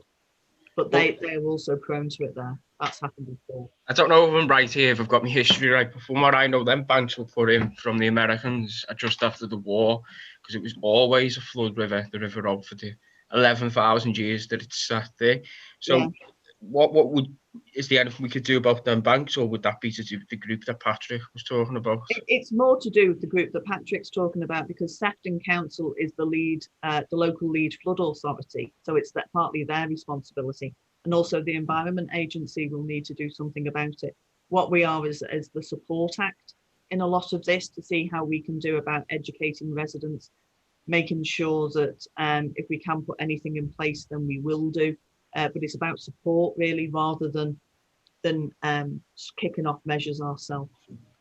Because the ones that have got the modelling software that will be able to tell them, you know, this what needs to happen in order to safeguard property. Right, thank you. I've got Councillor Carson and then Councillor Sharp. Just to add to the flight tipping, no metaphor intended, but we get a lot of litter and other detritus being washed down drains, stuff that's not biodegradable, various items with plastic and stuff. And as several councillors will remember, it's very, very difficult to get the correct authority who is responsible for cleaning culverts, drains, so on and so forth, to actually do that on a regular basis. That's something that needs to happen. Just to add to it as well, in 2010, Sefton Council had a team of 15 people who covered the whole of Sefton with regards to fly tipping. Due to the actions of the present government and their austerity measures, we've now got 2, and they're overworked and underpaid. So it's very, very difficult for them to cast fly tippers and also to carry out the enforcement actions that are necessary to stop that from happening in the future. Thank you. Councillor Frank Sharp. It's just responded to what you were saying, Josh, before about 4 acres. The problem with 4 acres is they have a sort of a pipe that goes takes the rainwater from the road, and it takes it into the ditch behind, which is I think Melling Brook, and this pipe has a sort of a one-way valve in it, and it's a very simple thing. When the water comes from 4 acres, it pushes the trapdoor open from the pipe and goes into the Melling Brook. But when the water rises in the brook, it blocks the door opening the pipe, so they get backflow, and that's what the fire engines were pumping out all that day from 4 acres. And regarding the embankment is, yes, higher on the field side behind 4 acres than the Crescent. And it was originally created, according to Paul Corner from Mersey Rivers, to create agricultural land, you know, so it was to save it from getting flooded from the brooks. And then just for everyone's interest, I suppose, all the water from the east side of Maghull all ends up in the west side of Maghull, because obviously there's a slope in Maghull divided by the canal. And we have Melling Brook that goes behind Moorhay, and then behind 4 acres and the Crescents. Then paralleling that on the other side of the field behind 4 acres is Dover Brook. And then behind Ormond Drive, of course, you've got Winnie Brook, which is the main sort of motorway of brooks through Maghull, because it starts in the east side development. It comes right through Maghull and it joins the other 2 brooks behind 4 acres at the edge of Maghull High. And then it forms Dover Brook, which is the main channel then that takes you to that part that gets flooded by the sharp bend on Sefton Lane.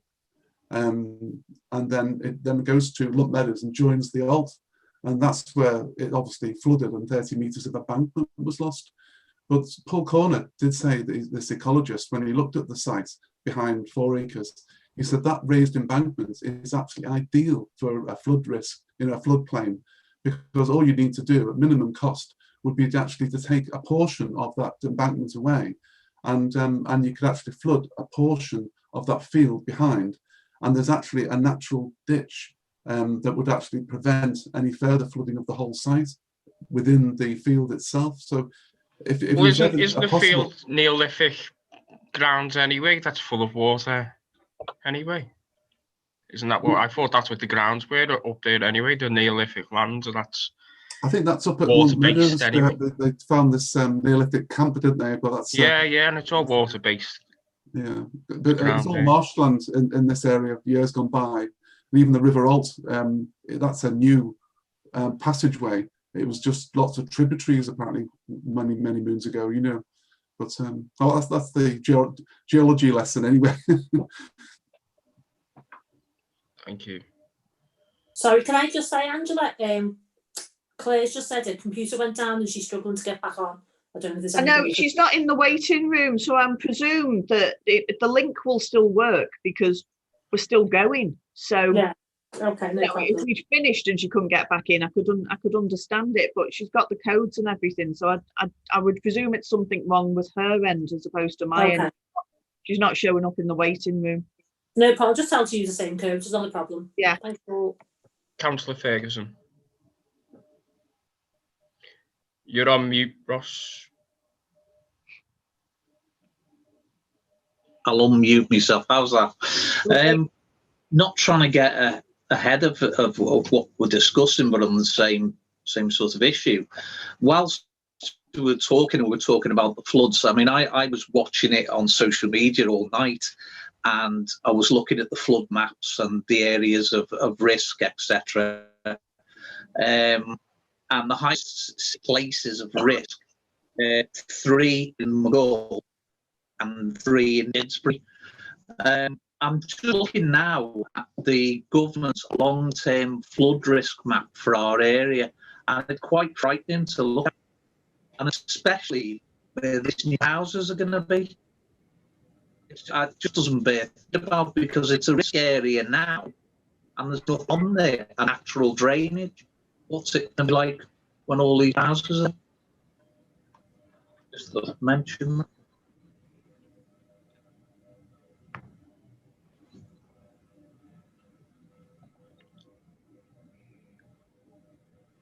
Okay. So are we looking, I think, sort of like wrapping it all up, are we looking to support the innovative resilience bid? I would be. Yeah, are we all Yes. all cool on that? Right, lovely. Okay, I shall let Paul Whistler know that we're all on board, and we'll take it from there. So you'll get an update.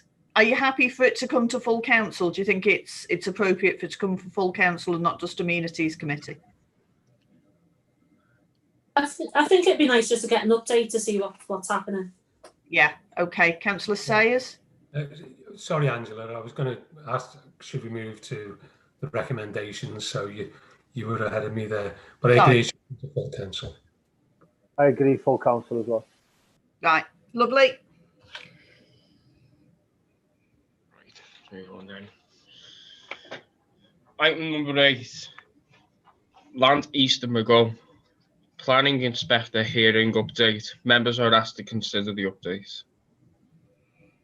Okay, we put this on there just so that you could know what happened following the planning hearing. I haven't got either Edward or the brief with us, because essentially the planning hearing went as we thought it was going to do. It lasted the 2.5 days, I would say. Councillor Carlson attended, Councillor Sharp attended, together with both Councillor Sayers and Patrick, and myself was there essentially as a post box more than anything else for when stuff came through to forward it on. Our barrister spoke very well. Certainly our planning consultant spoke very well. The focus was on the management of the construction traffic and the routes that were going to be taken through Maghull, and the flood relief channel. I have to say that all councillors spoke very well regarding those issues and the impact that it would have on Maghull and Maghull residents for an appreciable amount of time. We have also had the planning inspector, we had to recommend sites for him to visit, and he did that visit in the early part of January. It was disappointing in some way that when he'd planned to do his visit, the government had announced a lockdown, so he wasn't going to be able to see the schools in action. So that was a little bit disappointing in some respect, because I really do feel that you need to see Summerhill Primary and Mary Court coming out to appreciate the blockage that it creates on the eastern side of Maghull. However, what he has done is that he has proposed a series of pre-commencement conditions. The planning hearing took a bit of time to decide on wording of conditions that If the planning inspector was minded to approve the appeal, that would be appropriate. We were very involved in those discussions, but equally one of the pre-commencement conditions that have come through is that for no construction traffic to come through the west part of Maghull. And that has been a massive success for us in many ways, because essentially that is going to keep HGVs off Northway, Days Lane, Eastway, etc., etc. They're going to have to find another route in. And if that gives leverage for our Hall Road, then that would be it, because some of the routes via the eastern part, which would in essence come through Melling, are really not suitable. And the planning inspector did go through all of those as well. So hopefully there's a bit more pressure on the appellants to get their act together with the owners of the northern site to make sure that that Hall Road goes through. I'm happy to take any questions about it. We haven't had the inspector's response yet. We're still waiting on that. Hopefully it would come in by the end of the month, but it might be mid-February before he gets it sorted. I see I've stunned everybody there, really. Councillor Frank Sharp.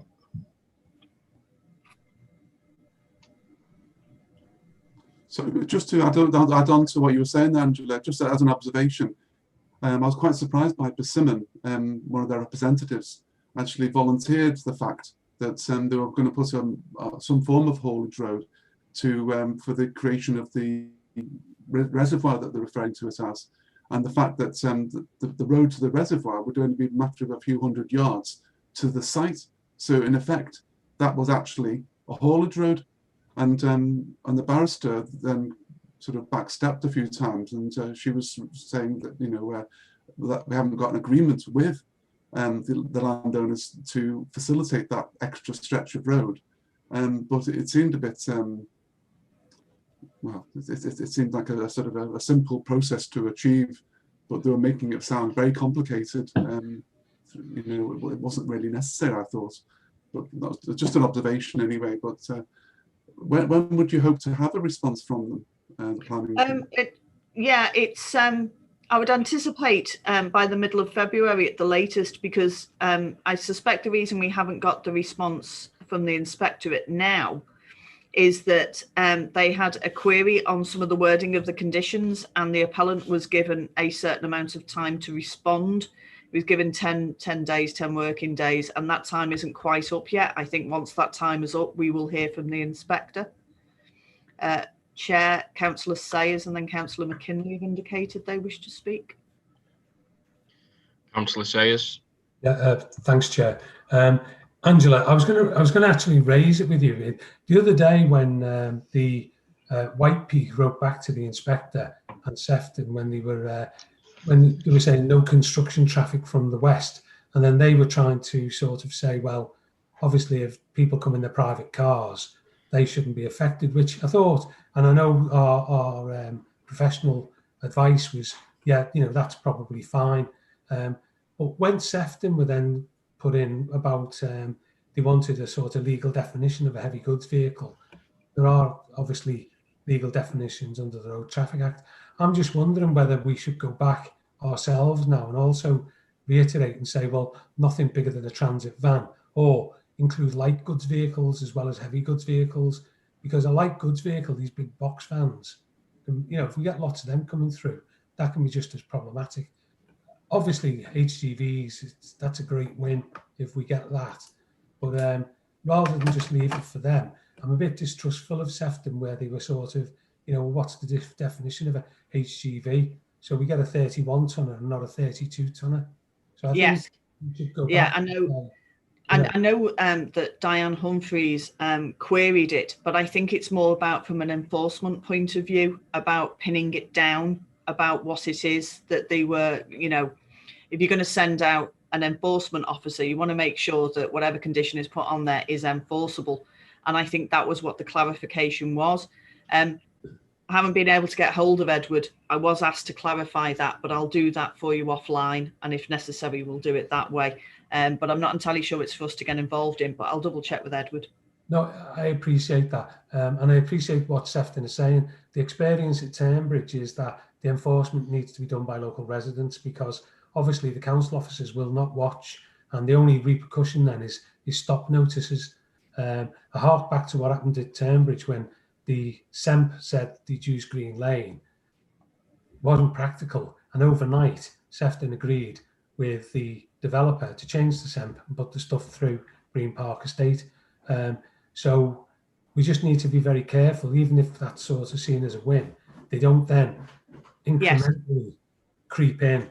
And then the other thing we've got to watch is once that happens, the landowners and the developer will start washing their hands again, like they do at Turnbridge, saying, oh, these people are self-employed lorry drivers and they won't listen to what we say. So I think probably what we need to do, if we win that one as a town council, is to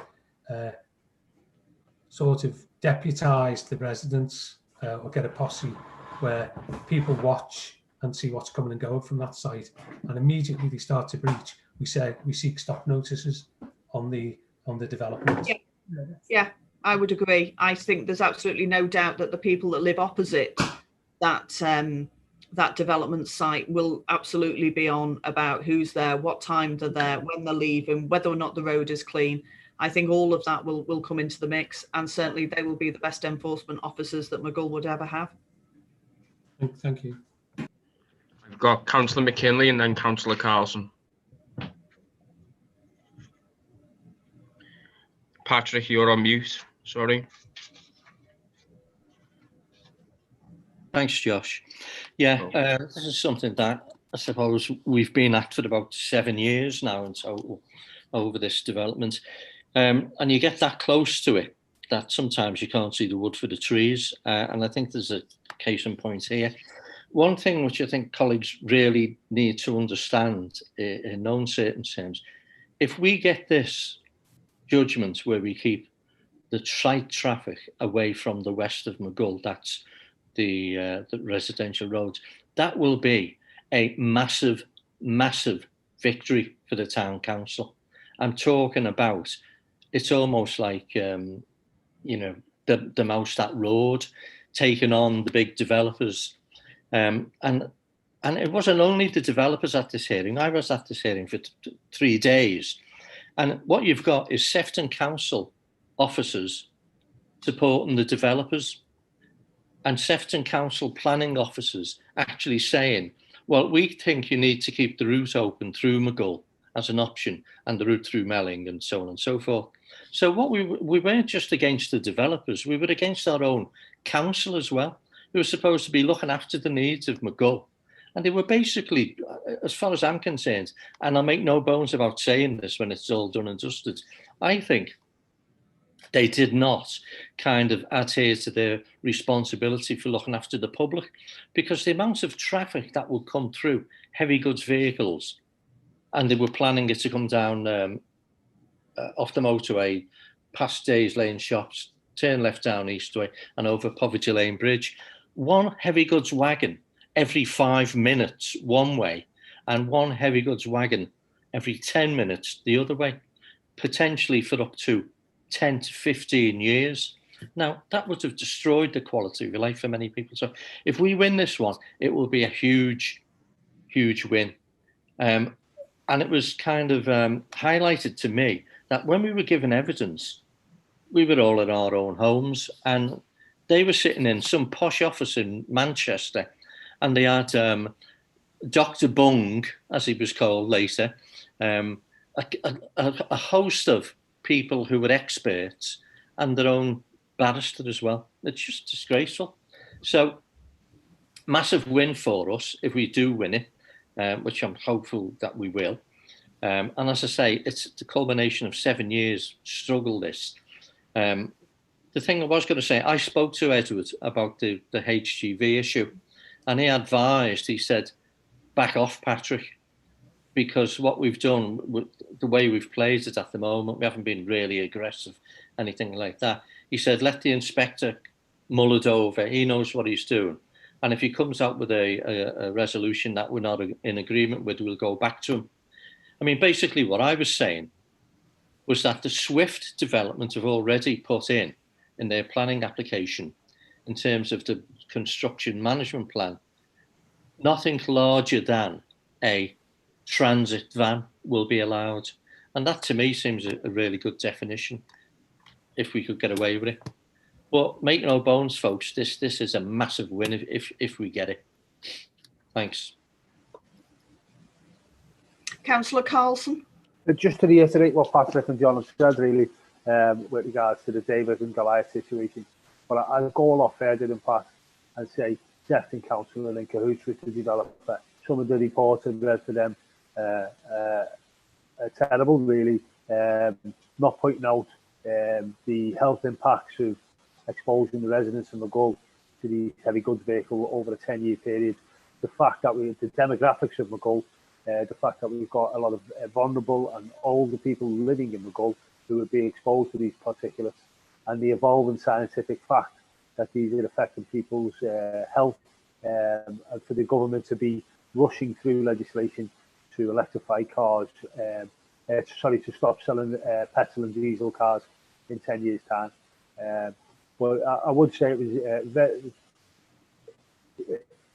the amount of resource that this developer has put to fighting this is quite frightening, really. Most of them consultants would be on a couple of £1,000 a day. I wish he put that money to developing the whole road, and then you could have a sound and helpful situation. But let's hope we do win it, and then let's enforce our residents. Let's give them the facts, and let's let them police it. Because I wouldn't want to get on the wrong side of some of the residents in Maghull. Definitely not.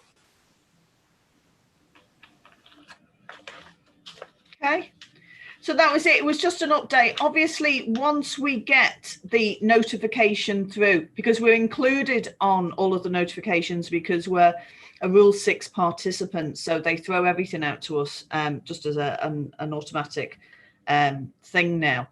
When we get that through, I'll forward it to everyone so that you can see what the inspector has said.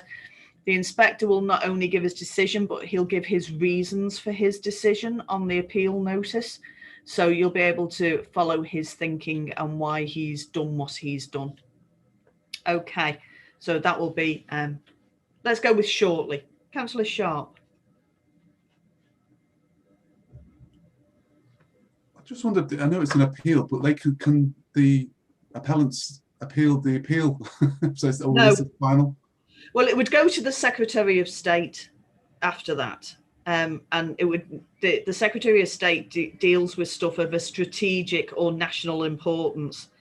And with the best will in the world, the site is big, but it's not of strategic or national importance. So, you know, I don't know, somebody wanted to build a bridge somewhere. So say the Mersey modal had been, you know, appealed against. No, the appellants have had their chance now. And that would be it, unless they were able to point out legally that the inspector's decision was flawed somehow. However, we discussed this as the team that were from the town council. We discussed whether or not there was wriggle room for a review, and we would have to say that we would struggle because the inspector had actually been absolutely so thorough. And of course, because it was all done over Teams, it was recorded, and the inspectorate will have that recording, which the judge in any review would be able to see, rather than getting a report about how the inspectorate dealt with it. And I have to say, he was very even-handed and very thorough, I think, about exploring all of the issues. So the appellant has had their chance. Of course, they have another application in, but I can't quite see that application being approved with different conditions to that which the inspector has suggested for the appeal application. But you never know. In fact, you know, Sefton aren't actually determining this second application until the first application appeal has been dealt with. I don't want to get too ahead of things, but I'd just like to again thank everyone involved in it, particularly Patrick, who's put his heart and soul and all to this as well, you know, over the years. So, so thank you in anticipation of a positive outcome, you know. Well, fingers, legs and eyes crossed that that's what we're going to get at the end of the day. The council has put significant resource into defending the interests of the residents. And it would be a shame if we didn't get at least some positive outcome with this. Because if it hadn't have been for the efforts of the town council, there probably would have been 200 to 300 houses built on that site by now. Now, whereas I would have appreciated the money, don't get me wrong, right? That isn't the point. We wanted to make sure that the development, when it happened, was one that took into account everything that we had been saying about making sure that the interests of the residents were covered. And that is what the town council has done. Okay. That was the update, unless anybody's got anything else.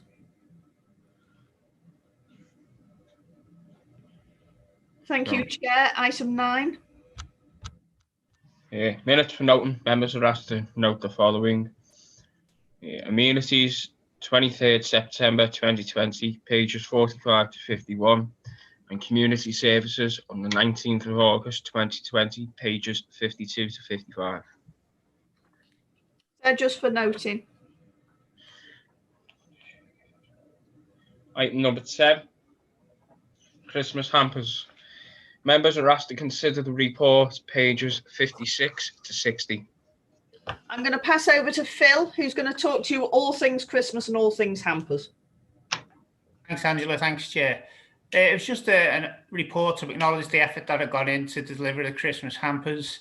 The Community Services Committee had decided that we wanted to deliver double the amount because there was going to be no pensioners' Christmas lunch, unfortunately, due to the pandemic. In some ways, although it's sad that it's needed, it's a good news report because the way it worked was great, working in partnership with the likes of Westway Health Centre, with Sefton CVS, and even touching with Lydia Parish Council to do a bit of crossover because they had some who wanted hampers from McGull and we identified people from Lydia, so we were able to do a bit of crossover like that. It worked so well that we actually hit our target for delivery within the week, with just the 2 of them not being delivered because of a wrong address and someone, a frail elderly person who didn't have access, couldn't gain access for the people who delivered. So it's a thank you to all the councillors who were involved in whatever capacity. Josh and I went out and delivered 20 to Hudson Children's Centre with a couple of volunteers. We made use of the volunteers that we had from the shopping service in the first lockdown, who were great, and kept coming back asking if they could do any more. And then we had the professional people, so to speak, from Sefton CVS, who we've built a strong relationship with. And hopefully we'll continue that because they're reaching out to people that we didn't really know about within the community. And the Westway Health Centre was a bonus who come through via the NHS, and the nurses delivered the hampers to the patients, and we had quite a very strong response from the patients who were completely unexpecting of hampers, and they're the ones who sent the most letters and thank you messages back. So overall, it was very successful. We need to keep our eye on what we're going to do next year, or this year rather now, because hopefully this will have finished, but I'm sure the hamper scheme will re-emerge in one way or another. Thanks. Just to add to that, me and Phil were offered a pint, but I don't think there's a pub open, is there, Phil? No.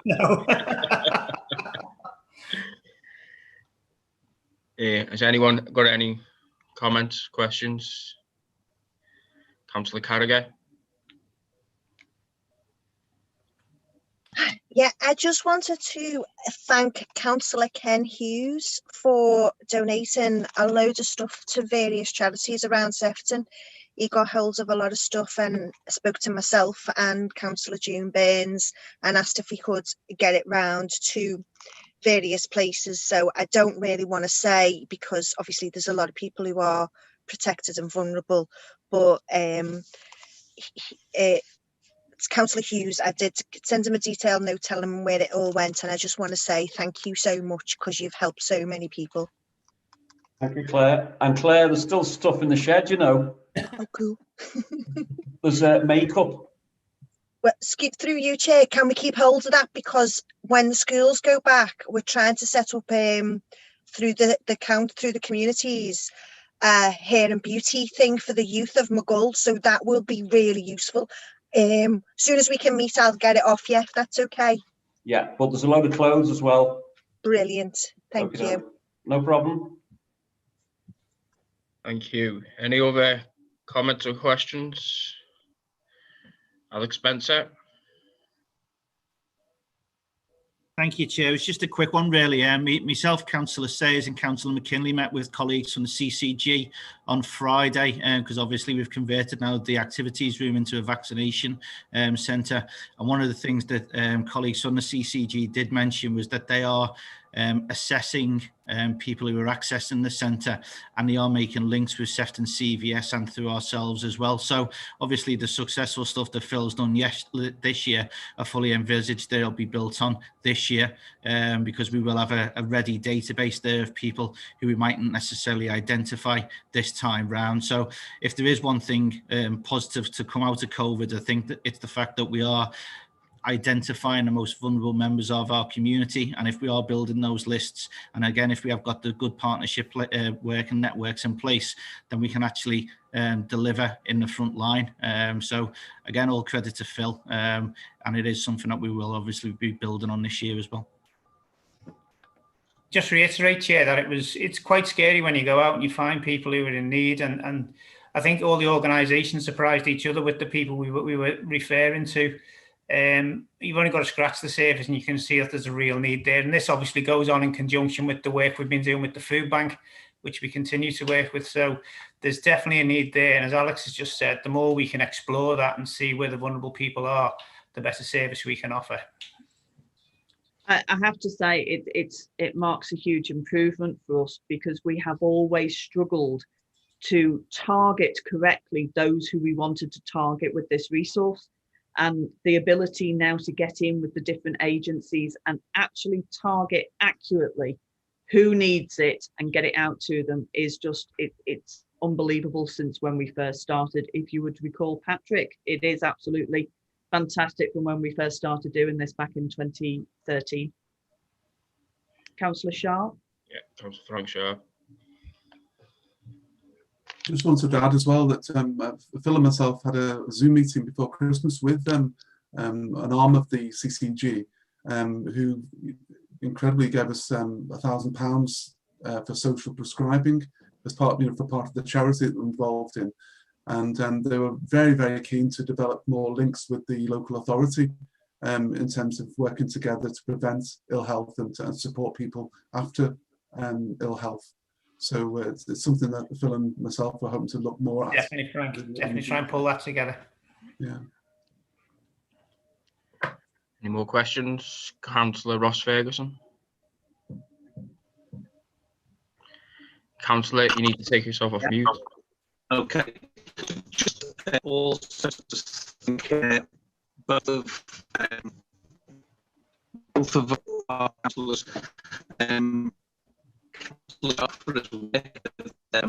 Councillor Ferguson, if you want to switch your camera off, please, that will help with your sound. Right.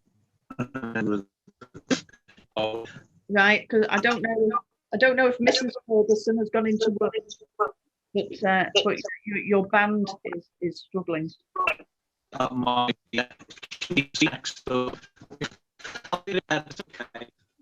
All right. I don't know. Right, okay. Right.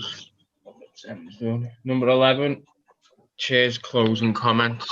Yeah, I just want to say thank you, keep safe, everyone. Also want to thank Kenneth and Hughes for the work they've done scrubbing the subway down with all the graffiti that was in there, that the little scallywags have done. So thanks for all your hard work in the area that you've been giving up, doing that and litter picking as well.